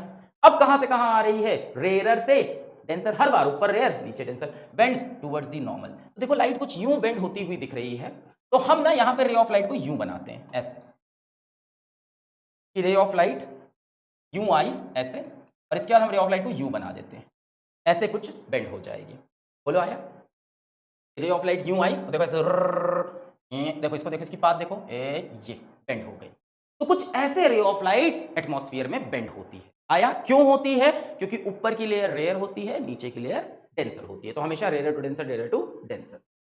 हाँ, अपेरेंट पोजीशन ऑफ स्टार्स, बेटे जो तारा होता है ना, वो हमको ना अपनी एक्चुअल पोजीशन पे नहीं दिखता, थोड़ा सा ऊपर, थोड़ा सा हायर पोजीशन पे दिखता है। ये क्यों होता है, और देखते हैं। यहाँ हमारे पास अर्थ है, ये अर्थ की एटमॉस्फेरिक लेयर मैंने बना ली है, ऐसी दिखती नहीं है, मैंने ऐसी बनाई है। अर्थ के ऊपर गुड्डू बेटा खड़ा है हमारा। गुड्डू बेटा क्या देख रहा है, गुड्डू बेटा तारा देखना चाह रहा है। तो बेटा तारे से एक रे ऑफ लाइट लेके आता हूं मैं, ये तारे से एक रे ऑफ लाइट यहाँ पे आई, टकराई, टकराई की क्या होगा, रिफ्रैक्शन होगा, bends towards the normal, towards the normal, towards the normal. तो ये रे ऑफ लाइट कुछ यूं चली जाएगी, हाँ सर। अब गुड्डू बेटा जब इस रे ऑफ लाइट को देखेगा तो इसे कुछ ऐसा फील होगा, देखो ऐसे बेंड हो जाएगी ना, टुवर्ड्स द नॉर्मल, टुवर्ड्स, अभी सिखाया था। जब वो देखेगा उसे लगेगा यार, यहां सोचो गुड्डू बेटा की आंखें हैं, ठीक है, ऐसे अर्थ के अंदर घुसा दी सर, ये गुड्डू बेटा की आंखें। जब ये रे ऑफ लाइट को देखेगा तो इसे ऐसा लगेगा कि ये रेस तो कहीं यहां से आ रही है। भाई उसे थोड़ी पता है कि लाइट ने रिफ्रैक्शन किया है, ये सब गुड्डू बेटा को थोड़ी पता। गुड्डू बेटा तो देखता है रेस कहां से आ रही है, यहां से, तो सीधे इसके ऐसे कहीं यहां पे जाके वो सोचेगा कि तारे की एक्चुअल में तारा होगा। इससे बना देता हूं मैं, ये। अब गुड्डू बेटा ने यहां से देखा, उसको रे ऑफ लाइट यूं आती हुई दिख रही, ये आती हुई दिख रही, ये उसकी आंख में रह गई, ये देखो उसको रे ऑफ लाइट जैसी आती हुई दिखी, उसने उसके हिसाब से सोच लिया भाई कि लाइट तो यहां से आ रही होगी। बोलो आया, ऐसे बेंड हुई, उसने यहां से सीधा बनाया, तो उसे बेटा ये जो तारा है, ये तारा उसे कहां दिखने वाला है, तारा उसको इस जगह की जगह यहां कहीं ऊपर दिखेगा। इसीलिए बोलते हैं अपेरेंट पोजीशन। अपेरेंट मतलब रियल नहीं है, हमें ऐसा लग रहा है, रियल नहीं है। अब पूछेगा तारा ऊपर क्यों दिखता है, तो सारी कहानी आपको लिखनी होगी। क्या कहानी लिखोगे, density of air decreases with height above earth surface, ऊपर जाते हो लेयर कैसी होती है, रेयर होती है, rarer to denser layer of air. जब से आप ऊपर से नीचे आओगे, ये यहां से जब आप अंदर आओगे तो आपको कैसा फील होगा, हर बार रेयर टू डेंसर होगा, और रेयर टू डेंसर होगा तो लाइट बेंड होगी टुवर्ड्स द नॉर्मल। और ये डायग्राम बना के दिखा देना, ऐसे दिखा देना कि ऊपर जाते वक्त डेंसिटी कम होती है, तो ये रेयर, ये डेंसर, रेयर टू डेंसर। इसी चीज पे एक्सप्लेन होता है advance sunrise and delay sunset. बेटा एक्चुअल जो सनराइज होता है और हमें जो सनराइज दिखता है उसमें 2 मिनट का अंतर होता है। हमें सन 2 मिनट पहले दिख जाता है। मान लो फिर से मैं गुड्डू बेटा को यहाँ पे बैठा लेता हूँ, अच्छा गुड़िया को बैठाएं, चलो गुड़िया रानी बड़ी सहानी मेरी प्यारी गुड़िया रानी आ गई यहाँ पे। अब गुड़िया रानी को सन कब दिखना चाहिए, जब सन उसके सीधे में हो, और उसे ना सन होराइजन से नीचे होता है तो भी दिख जाता है। होराइजन ये लाइन बना दी सरफेस से, उसे जब नीचे होता है तो भी दिख जाता है। कितनी देर पहले, 2 मिनट पहले। और सूरज ढल के भी नीचे जाएगा, उगने के पहले भी नीचे होगा, है ना, होराइजन से ऊपर आया और ढलने के बाद भी नीचे चला जाएगा। तो ढलने के बाद भी 2 मिनट तक दिखता रहता है। ऐसा क्यों होता है, देखो density of air decreases with height above earth surface, वही कहानी, rarer to denser layer of air, ऊपर से नीचे आओगे रेयर टू डेंसर, वही कहानी लिखनी है इसके अंदर। Sun is visible 2 minutes before actual sunrise, sun is visible for 2 extra minutes after sunset, sunset के बाद भी दिखता है। कैसे होता है बेटा, ये सन है, होराइजन के नीचे है, क्या हमें दिखना चाहिए, नहीं, हमें होराइजन के ऊपर की चीजें दिखती है, सिर्फ यहां से हमारी आंखें सिर्फ ऊपर की चीजें देख पाती है। अब क्या है, यहां से जब अंदर आओगे तो लेयर कैसी होंगी, डेंसर से रेयर, सॉरी रेयर से डेंसर, रेयर से ऊपर रेयर है ना, रेयर से डेंसर, मैं यहां सन से एक रे लेके आता हूं, ये लेके आया ये, ठीक है, ये लेके आया रे ऐसे। अब ये रे किधर बेंड होगी, towards the normal, towards the normal, towards the normal, ये। अब यहां से मेरी गुड़िया बेटा जब इसको देखेगी तो मेरी गुड़िया बेटा को क्या दिखाई पड़ेगा, गुड़िया बेटा को दिखेगा सन कहीं यहां पे है, बोल,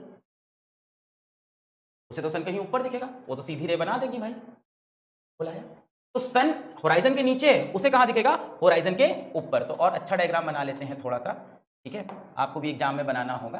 तो मैं ये रे ऑफ लाइट लेके आया, यहां पे टकरा देना जस्ट ऊपर, किधर बेंड होगी, towards the normal, towards the normal, ये। अब गुड़िया रानी को ये रेस कहां से आती हुई दिख रही, गुड़िया रानी इसके सीधा देखेगी एकदम यहां से, यू, तो वो कहेगी यार कहीं यहां से रेस आती हुई दिख रही है यार मेरे को, तो सर मैं बोलूंगा सही बोल रही है। तो वो कहेगी यार सन तो यहां होना चाहिए, जबकि सन कहां है, होराइजन के नीचे। तो सन कहां दिखेगा आपको, यहां पे दिखाई पड़ रहा है, जबकि वो नीचे है। तो सन अभी उगा नहीं है, एक्चुअल में अभी नहीं उगा है, पर हमें सन ऊपर दिखने लग गया।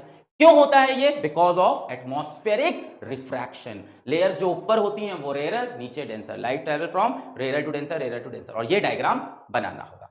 सनसेट के बाद भी सन नीचे चला गया, फिर भी हमें 2 मिनट तक दिखता रहता है, ठीक। नेक्स्ट क्या है बेटा, ट्विंकलिंग ऑफ स्टार। अब ये थोड़ी अलग चीज है कि लाइट की स्टार ट्विंकल ट्विंकल चमचम चमचम क्यों करता है, समझो बेटा। स्टार हमसे इतनी दूर है ना, इतनी दूर है कि उनको हम पॉइंट सोर्स ऑफ लाइट बोलते हैं। क्या बोलते हैं हम, कहाँ गया, स्टार्स आर वेरी फार, तो they behave like point source of light. ये पॉइंट सोर्स ऑफ लाइट होते हैं, एक ही सोर्स है लाइट। अब क्या होता है, जो एटमॉस्फेयर की अलग अलग लेयर है बेटा, इनकी डेंसिटी हमेशा सेम नहीं रहती। क्यों, हवा वगैरह चल रही है, इतना फिनोमेना हो रहा है, कभी धूप हो रही, कभी छांव हो रही है, टेम्परेचर चेंज हो रहा है। भाई टेम्परेचर बढ़ेगा तो मॉलिक्यूल इधर उधर भागेंगे, किसी तुमको गर्म कर दे भागोगे नहीं, तो टेम्परेचर बढ़ा मॉलिक्यूल भागने लगे, डेंसिटी कम हो गई, समझ रहे हो। प्रेशर लग गया, कहीं से प्रेशर लग गया, मॉलिक्यूल पास आ जाएंगे। तो बेटा इतनी चीजें होती रहती है एटमॉस्फेयर में, लेयर्स की डेंसिटी फिक्स्ड नहीं रहती, चेंज होती रहती है। पर हाँ, यहां हमेशा रेयरर, यहां डेंसर, रेयरर डेंसर रेयरर, नीचे आओगे तो डेंसर होगी। पर एक लेयर की जो डेंसिटी वो हमेशा फिक्स नहीं है, वो चेंज हो रही है फिजिकल कंडीशंस के हिसाब से। पढ़ लो, the physical conditions like temperature, pressure of earth atmosphere keeps on varying. Physical condition लगातार चेंज होती रहती है, टेम्परेचर, प्रेशर, ये सारी चीजें। Due to this density of layers also keeps changing. Density of layer keeps changing, but ये याद रखना, यहां से यहां जाओगे तो हमेशा क्या होगा, रेयरर टू डेंसर, वो चेंज नहीं हो रहा, पर हर लेयर की डेंसिटी थोड़ी बहुत फ्लक्चुएट होती रहती है। स्टार कहते हैं point source of light. The path of रे of light coming from stars keep changing. क्या हुआ भाई, मान लो मैं एक रे ऑफ लाइट स्टार से लेके आता हूं, ये मैं एक रे लेके आया यूं, क्या होगा, ये मैं रे लेके आया, ये क्या होगा, बेंड हो गई ऐसे। हमें स्टार कहां दिख रहा होगा, कहीं यहां दिख रहा होगा, ठीक है। अब लेयर की डेंसिटी लगातार चेंज हो रही है, अगले ही सेकंड एक दूसरी रे लेके आया, ये क्या हुई बेटा, डेंसिटी थोड़ी बहुत चेंज हो गई। अगले ही सेकंड, इसी पे समझ लेते हैं, इसी रे के ऊपर अगले ही सेकंड इसी रास्ते पे दूसरी रे जो आएगी, वो यार ऐसे बेंड नहीं हुई, वो ऐसे हुई, फिर थोड़ी ऐसे हो गई, ऐसे हो गई, फिर ऐसे हो गई, फिर यहां पे आई, तो थोड़ी चेंज हो गई पाथ। क्यों, क्योंकि डेंसिटी लगातार वेरी कर रही है। देखो इस बार ज्यादा बेंड की, हो सकता है अगली बार बहुत कम बेंड करे, ऐसे चली जाए। अब इस बार आपको तारा कहीं यहां दिखेगा, पर बेटा क्यों दिखेगा, क्या आपकी आंखें भी पोजीशन चेंज कर रही हैं, आंखें तो फिक्स्ड हैं, तो यहां से देख रहे हैं। तो कभी स्टार से जो रेज आ रही है आंखों में जाएंगी और डेंसिटी चेंज होती रहेगी, तो कभी कभी रेज आंखों के बाहर, कभी इधर बाहर। और स्टार से बेटा एक रे तो आती नहीं है, और डायग्राम तो एक ही का बनता है सर। बेटा रेज आती हैं, रेज सिंगल रे थोड़ी आती है, रेज आती है।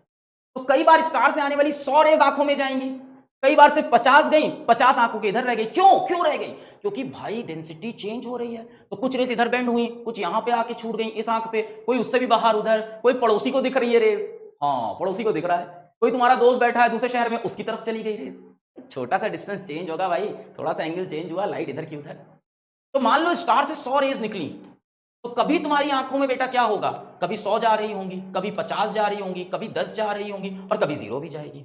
जब 100 की 100 रेज आंखों में आ जाती हैं, इत्तेफाक अच्छा है, बेंडो के सारी रेज आंखों में आई, चमकता हुआ तारा, एकदम एकदम भयानक इंटेंसिटी वाला। 50 आई थोड़ा कम, 20 आई और कम, 0 आई गायब हो गया। ट्विंकलिंग ऑफ स्टार्स क्यों होता है, because density of different layers of earth atmosphere keep on changing because change in pressure and temperature of different layers of earth. क्या होता है कि जो स्टार से लाइट आ रही होती, लाइट रेज आ रही होती हैं, कई बार पूरी की पूरी रेज, सारी रेज आंख में जाती हैं, कई बार कुछ जाती हैं कुछ नहीं, है ना। द पाथ ऑफ रे of light coming from star keeps changing and amount of star light entering I flickers. Amount of star light, कभी 100 का अमाउंट आ रहा है, कभी 50 का, कभी 20 का, amount of star light entering I flickers. ये हो गया ट्विंकलिंग ऑफ स्टार्स। अब आता है भाई प्लैनेट्स क्यों नहीं ट्विंकल करते हैं सर? प्लैनेट्स में भी तो खेल होना चाहिए था सिर्फ। वीनस वगैरह दिखता है ना, मॉर्निंग स्टार, सुबह सुबह वीनस, तो वो क्यों नहीं ट्विंकल? वो ऐसे एकदम कांस्टेंट, एकदम ऐसे एक ही चमक से चमकता रहता है, ऐसे जलबुझ नहीं करता। प्लैनेट्स क्यों नहीं ट्विंकल करते? बेटा स्टार बहुत दूर है, प्लैनेट्स बहुत पास हैं कंपेयर टू स्टार, बहुत पास में प्लैनेट। स्टार बहुत दूर है, अगला स्टार जो सन के पास है बहुत दूर है, प्लैनेट एकदम पास में है। अब बेटा कोई चीज अगर पास होती है ना तो वो एक्सटेंडेड सोर्स ऑफ लाइट होती है। एक्सटेंडेड सोर्स मतलब उसके अंदर millions of point source of light हो सकते हैं। देखो planets are near to earth as compare to stars, planets behave as extended source of light. ये लिखना होगा एग्जाम में, कैसे बिहेव करते हैं? Extended source of light. Extended source can be imagined as collection of millions of point source of light. Planet पास में है, पास में है तो बेटा उसके अंदर बहुत सारे पॉइंट सोर्स ऑफ लाइट हम इमेजिन कर सकते हैं। तारा इतनी दूर है ना, वो एक पॉइंट सोर्स, पॉइंट जैसा दिखता है, और प्लैनेट एक ऑब्जेक्ट जैसा दिखता है हमें। प्लैनेट कैसा दिखता है? एक ऑब्जेक्ट की तरह। और तारा कैसा दिखता है? एक पॉइंट की तरह दिखता है। अब आप मान सकते हो कि प्लैनेट के अंदर मिलियंस ऑफ स्टार है। अरे सर ये तो उल्टा बोल रहे हो आप, स्टार बड़ा होता है पास में ना बेटा। एक्सटेंडेड सोर्स मतलब जिसके अंदर बहुत सारे पॉइंट सोर्सेस हों, बहुत सारे पॉइंट सोर्सेस हैं। अब मान ले तेरी आंख यहां पे है, इस पॉइंट सोर्स की कभी तेरी आंख पे 100 रेज आती है, कभी 50 रेज आती है, और कभी 0 आती है। इस पॉइंट सोर्स की भी सेम कहानी, कभी 100, कभी 50, कभी 0। इसकी भी सेम, इसकी भी सेम, इसकी भी सेम। बेटा मिलियन सोर्सेस हैं, कभी किसी से 100 आ रही है, कभी किसी से 50 आ रही है, कभी किसी से 0 आ रही है। एक साथ सबसे 0 तो होगा नहीं, एक साथ सबसे 100 भी नहीं होगा। तो होता क्या है कि जो पूरा इफेक्ट है ट्विंकलिंग का, ये कैंसिल आउट हो जाता है।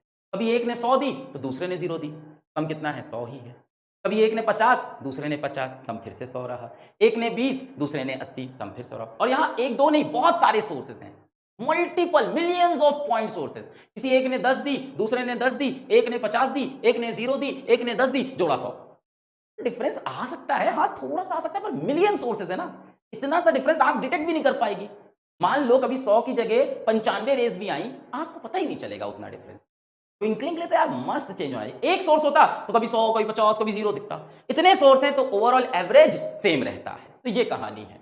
Now the total variation in the amount of light entering our eye from all the individual point side sources average out to 0। क्या चीज एवरेज आउट टू 0 हो रहा है?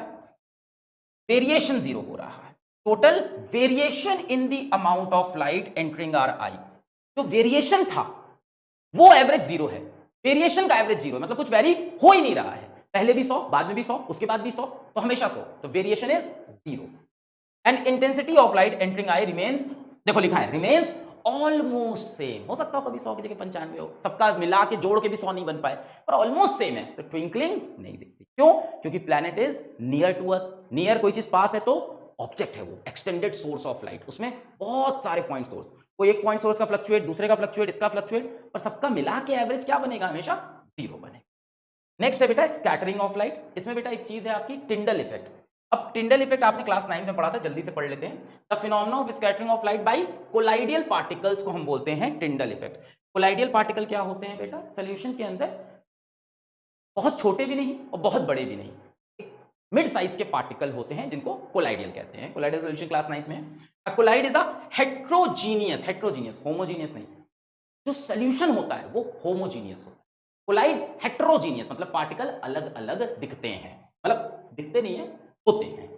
The size of particles of colloid is too small to be individually seen with naked eyes. Naked eyes से वो दिखाई नहीं पड़ते। कोलाइड क्या है? जिसमें पार्टिकल साइज टू सॉल्यूशन जितनी भी ना हो और मिक्सचर जितनी भी ना हो, बीच में होते हैं। ठीक है, छोटे छोटे पार्टिकल होते हैं। एग्जाम्पल हो गया milk, smoke, dust in air. तो मिल्क क्या है? कोलाइडल सॉल्यूशन है। स्मोक क्या है? कोलाइडल सॉल्यूशन है। डस्ट इन एयर ये क्या हो गया? Colloidal solution. The path of a beam of light passing through a true solution is not visible. जब बीम ऑफ लाइट बेटा ट्रू सॉल्यूशन से पास करती है तो दिखाई नहीं पड़ती, उसकी पाथ नहीं दिखाई पड़ती, क्योंकि उसके पार्टिकल इतने छोटे हैं, लाइट उनसे टकरा के रिफ्लेक्ट कुछ नहीं होती, सीधे चली जाती। इतने छोटे पार्टिकल, लाइट के पार्टिकल की एक साइज होती है बेटा। हाँ, लाइट के पार्टिकल की साइज से भी बहुत छोटे पार्टिकल होते हैं ना, तो लाइट उसको मार के सीधा निकल जाती है, उसकी वजह से रिफ्लेक्ट नहीं होगी। मान लो तुम्हारे सामने एक छोटा सा पत्थर आए, क्या उससे लड़के तुम रिफ्लेक्ट होगे? नहीं, तुम जैसे थे चले जाओ। तो ट्रू सॉल्यूशन में पार्टिकल साइज बहुत छोटा होता है, इसीलिए लाइट उससे रिफ्लेक्ट कुछ नहीं हो। पर but in colloidal solution colloids are big enough, ये इतने बड़े होते हैं to scatter a beam of light passing through it and makes its path visible. तो कोलाइड पार्टिकल थोड़े बड़े होते हैं, लाइट की वेवलेंथ होती है बेटा, वेवलेंथ एक चीज होती है, उसकी वेवलेंथ के आसपास होते हैं कोलाइडल पार्टिकल की जो साइज होती है लाइट की वेवलेंथ के पास में, इसीलिए लाइट पार्टिकल उससे लड़के इधर उधर उधर उधर स्कैटर करते हैं और लाइट की पाथ विजिबल होती है। ट्रू सोल्यूशन में नहीं होती, कोलाइडल में होती है। कोलाइडल के example milk, smoke, dust in air. जैसे ये देखो, beam of sunlight enters a smoke filled room through a small hole. घर में देखा होगा भाई, कहीं एकदम एकदम ऐसा कमरा हो, होता है खाना जो होता है, अचानक से उसमें ऐसे खोल दो उसका दरवाजा और नीचे से जाके देखो तो ऐसे सनलाइट पूरी एकदम लाइट ऐसे रेस दिख रही है सन की आते हुए। सर हमेशा दिखती है, कहाँ हमेशा दिखती है, घर के बाहर निकलो दिख रही है क्या? नहीं, सन की रेस तो नहीं दिखती, ऐसे धूप लगती है। घर में कई बार तुमने देखा ऊपर वो होता है एक छोटा सा वेंटिलेशन होल होता है एक छोटा सा, जिसमें से लाइट आती है कई बार, तो उसमें से भी सनलाइट दिख रही होती है। क्यों? क्योंकि डस्ट पार्टिकल कोलाइड पार्टिकल की तरह बिहेव करते हैं। तो डस्ट पार्टिकल ऐसे ऐसे घूम रहे हैं और लाइट का पार्टिकल डस्ट पार्टिकल के साइज के आसपास है, तो लाइट का पार्टिकल आके उसको मारेगा धड़ धड़ धड़ धड़ धड़, इसलिए लाइट की पाथ दिखती है। जैसे यहाँ पे देखो स्मॉल होल, इसमें क्या है? स्मोक है, तो स्मोक से लड़के लाइट पार्टिकल क्या हो रही है? इधर उधर स्कैटर हो जाती है। दूसरा क्या है? फॉरेस्ट वगैरह की ऐसी फोटो देखी होगी आपने, ऐसे सनलाइट दिखती है। यहाँ पे कौन सा पार्टिकल है? यहाँ पे वाटर ड्रॉपलेट्स हैं, tiny water droplets in the mist scatter light. Sunlight passes through a canopy of dense forest. तो डेंस फॉरेस्ट में क्यों दिखती है? क्योंकि वहां पे छोटे छोटे वाटर ड्रॉपलेट लाइट को मार के इधर उधर स्कैटर करते हैं। एक चीज और याद करो, the colour of scattered light depends on the size of scattering particle. किस कलर की लाइट स्कैटर होके दिखेगी हम। अगर बहुत छोटे छोटे पार्टिकल्स हैं तो स्कैटर मेनली ब्लू लाइट, तो आपको कौन सी लाइट सबसे ज्यादा दिखेगी? Blue light. अगर बहुत स्मॉल पार्टिकल्स हैं तो सबसे ज्यादा स्कैटरिंग किसकी होगी? ब्लू की होगी। क्यों होगी? क्योंकि ब्लू की सबसे छोटी वेवलेंथ होती है। अब ये पूरा एनसीईआरटी में पढ़ाया नहीं तो मैं भी वेवलेंथ के टॉपिक पे नहीं जा रहा हूं। ब्लू की सबसे कम, रेड की सबसे ज्यादा। ऐसे पकड़ लो, विबग्योर विबग्योर। तो बेटा वेवलेंथ इस तरफ बढ़ती है,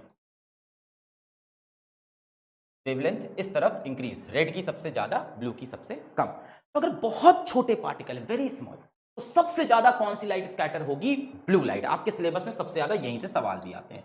तो आपसे अगर सीधा पूछ ले एग्जाम में, डैश कलर स्कैटर्स मोस्ट, तो लिख देना ब्लू, बेंड ब्लू, दोनों ही। Dash colour scatters most, blue colour scatters most, bend blue या वायलेट कलर बेंड्स भी मोस्ट। तो दोनों में याद रख सकते हो, violet bends the most and violet या ब्लू, वही है ना, वायलेट इको blue, blue scatters the most.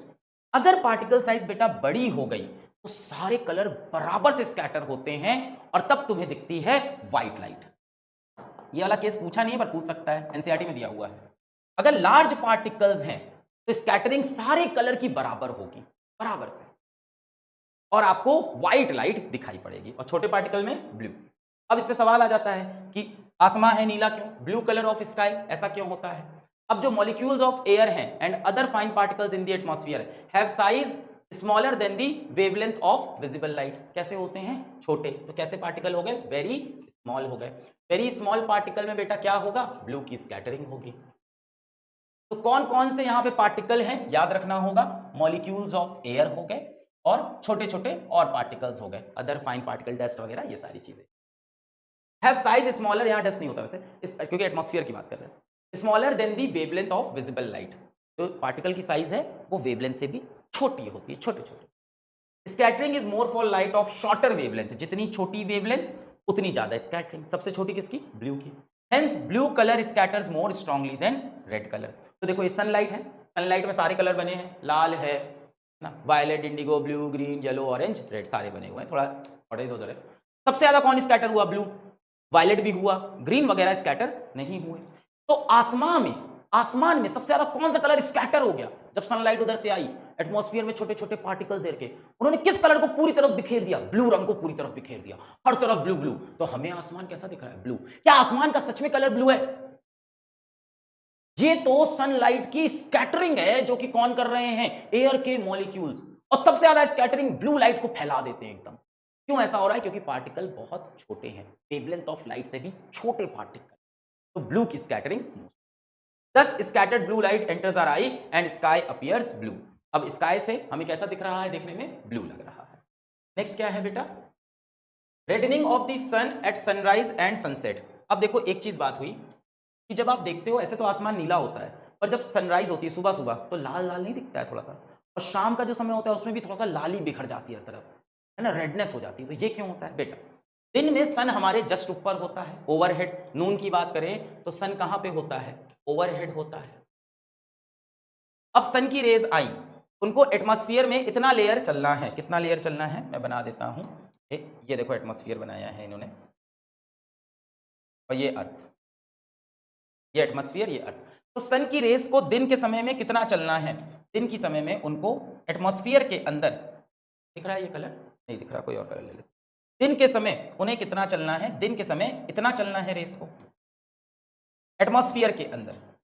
और शाम या सुबह की बात करूं तो सन थोड़ा नीचे आ जाएगा होराइजन से इस तरफ। इस समय रेस को कितना चलना है? इस टाइम एटमॉस्फेयर में बहुत ज्यादा चलना है। यानी कहानी तो अलग अलग होनी चाहिए कुछ। दोपहर में सन की रेस को कम चलना पड़ता है एटमॉस्फेयर में। दोपहर में सन कहां है? जस्ट ऊपर। तो एटमॉस्फेयर में कितना चली? बस इतना सा। शाम में सन ऐसे चला गया, यहां कहीं होगा, यहां भी हो सकता है, बिल्कुल हो सकता है। तब भी रेस देखो ये ज्यादा चलेगी कि नहीं? हाँ सर ज्यादा चलेगी। तो शाम के टाइम में बेटा सन की रेस को एटमॉस्फेयर में ज्यादा चलना होता है। अब जब सन की रेस को कम चलना था तो यहां पे आके कौन सा कलर स्कैटर हुआ? ब्लू कलर, और स्काई ब्लू दिख गई। इस केस में क्या हुआ? सन की रेस चलना शुरू की, एटमॉस्फेयर शुरू हुआ, ब्लू कलर यहाँ पे स्कैटर हुआ, यहाँ पे ब्लू स्कैटर हुआ। करते करते सनलाइट में से सारा ब्लू कलर खत्म हो गया। जितना ब्लू कलर था सब धड़ धड़ धड़ करके ब्लू कलर के सारे पार्टिकल खत्म। हाँ लाइट में भी पार्टिकल होते हैं, आप आगे पढ़ो। ब्लू कलर के सारे पार्टिकल उसने खत्म कर दिए। अब यहां पहुंचते पहुंचते ब्लू कलर ही खत्म हो गया। लड़ते बिखरते क्या हुआ भाई? ब्लू कलर सारा स्कैटर हो गया। अब बचा कौन सा कलर? वायलेट, इंडिगो, ब्लू, ये सब खत्म हो गए। Green, yellow, orange, red. Green, yellow, orange, red मिला के यहां पे कैसा कलर दिखने लगेगा इस टाइम? स्काई का और सूरज का रेड। इस टाइम आसमान, पूरा सूरज, सब कुछ लाल लाल। क्यों? क्योंकि ब्लू कलर रास्ते में ही स्कैटर होके खत्म हो गया। ब्लू कलर के जितने पार्टिकल थे सन की लाइट में वो सारे पार्टिकल खत्म हो गए। अब बाकी कलर आए तो हमें कैसा दिखा? रेड। एक बार पढ़ लेते हैं। नून में क्या होता है? सन ओवरहेड होता है। लेस एटमॉस्फेयर, एटमॉस्फेयर देखो कम मिल रहा है। Less scattering, blue sky, yellow sun, है ना। ब्लू कलर स्कैटर हुआ तो हमें ब्लू दिखती है स्काई। सनसेट में क्या होता है? मोर एटमॉस्फेयर, लंबा एटमॉस्फेयर कवर करना पड़ता है। मोर स्कैटरिंग, बहुत स्कैटरिंग होती है। ज्यादा स्कैटरिंग हुई तो क्या हुआ? ब्लू कलर सारा का सारा क्या हो गया? फिनिश हो गया। आधे रास्ते में आते आते पूरे स्कैटर हो गए। बचा क्या? रेड कलर, है ना। तो orange, red, sky and sun दिखाई पड़ता है। नेक्स्ट क्या है बेटा? If earth had no atmosphere there would not have been any scattering then the sky would have looked dark. अगर बेटा अर्थ के पास कोई एटमॉस्फेयर नहीं होता तो कोई स्कैटरिंग नहीं होती। स्कैटरिंग नहीं होती तो बेटा आसमान का खुद का कोई कलर ही नहीं है, कैसी दिखती? डार्क।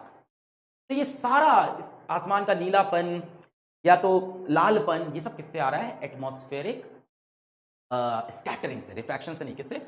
एटमॉस्फेरिक स्कैटरिंग से। अगर एटमॉस्फेयर नहीं होता बेटा तो कोई स्कैटरिंग नहीं होती और पूरा आसमान हमें काला दिखाई पड़ता है। एस्ट्रोनॉट्स को कैसा दिखेगा आसमान? मैं पूछूंगा आपसे, एस्ट्रोनॉट्स को, स्पेलिंग माफ कर देना, एस्ट्रोनॉट्स को कैसा दिखेगा आसमान? डार्क दिखेगा, काला एकदम। क्यों? क्योंकि एस्ट्रोनॉट तो स्पेस में, वहां कोई एटमॉस्फेयर नहीं, सनलाइट स्कैटर ही नहीं हो रही है, सनलाइट आई चली गई तो उन्हें डार्क दिखता है। ठीक है। The sky appears dark to passengers flying at very high altitude. अब कोई प्लेन में बैठा है और बहुत ऊपर उड़ रहा है, जैसे एस्ट्रोनॉट की बात की थी मैंने, प्लेन में बैठा है और बहुत ऊपर है, एटमॉस्फेयर से काफी ऊपर, मतलब एटमॉस्फेयर की कम लेयर बची है, मैक्सिमम लेयर नीचे है उसके, तो बेटा उसको भी स्काई कैसा दिखेगी? Dark. Appears dark to passenger flying at very high altitude. Explain. At high altitude due to the absence of atmosphere, atmosphere की लेयर खत्म हो गई है। Scattering of light do not take place, होती भी है तो कम होती है, and hence sky appears dark to passenger flying at high altitude. एक और चीज पूछते हैं कि आपने देखा होगा खतरे का सिग्नल लाल क्यों होता है? बिकॉज रेड स्कैटर्स लीस्ट, तो दूर तक रेड कलर जाएगा। नीला तो स्कैटर कर जाता है, जैसे अभी वो वाला केस बताया था सनसेट वाला, नीला कलर निकला थोड़ी दूर में ही खत्म हो गया स्कैटर होके। अब सोचो खतरे का जो सिग्नल है वो ब्लू रंग का हो, तो ब्लू रंग से हम इधर खतरे का सिग्नल दे रहे हैं, ब्लू लाइट स्कैटर होके यहाँ पे पूरा ब्लू हो गई, आगे लाइट गई नहीं, इसीलिए लाल रंग को यूज करते हैं डेंजर के लिए। Danger signals are red in colour. Red light is least scattered by fog और स्मॉग। बाय फॉग होता है, स्मॉग होता है, धुंध होता है, कोहरा। Therefore it can be seen in the same colour at distance, बहुत दूर तक बिना स्कैटरिंग के चली जाएगी। तो बेटा यहाँ पे आपका ये चैप्टर होता है समाप्त। पढ़ाई करते रहें। All the very best.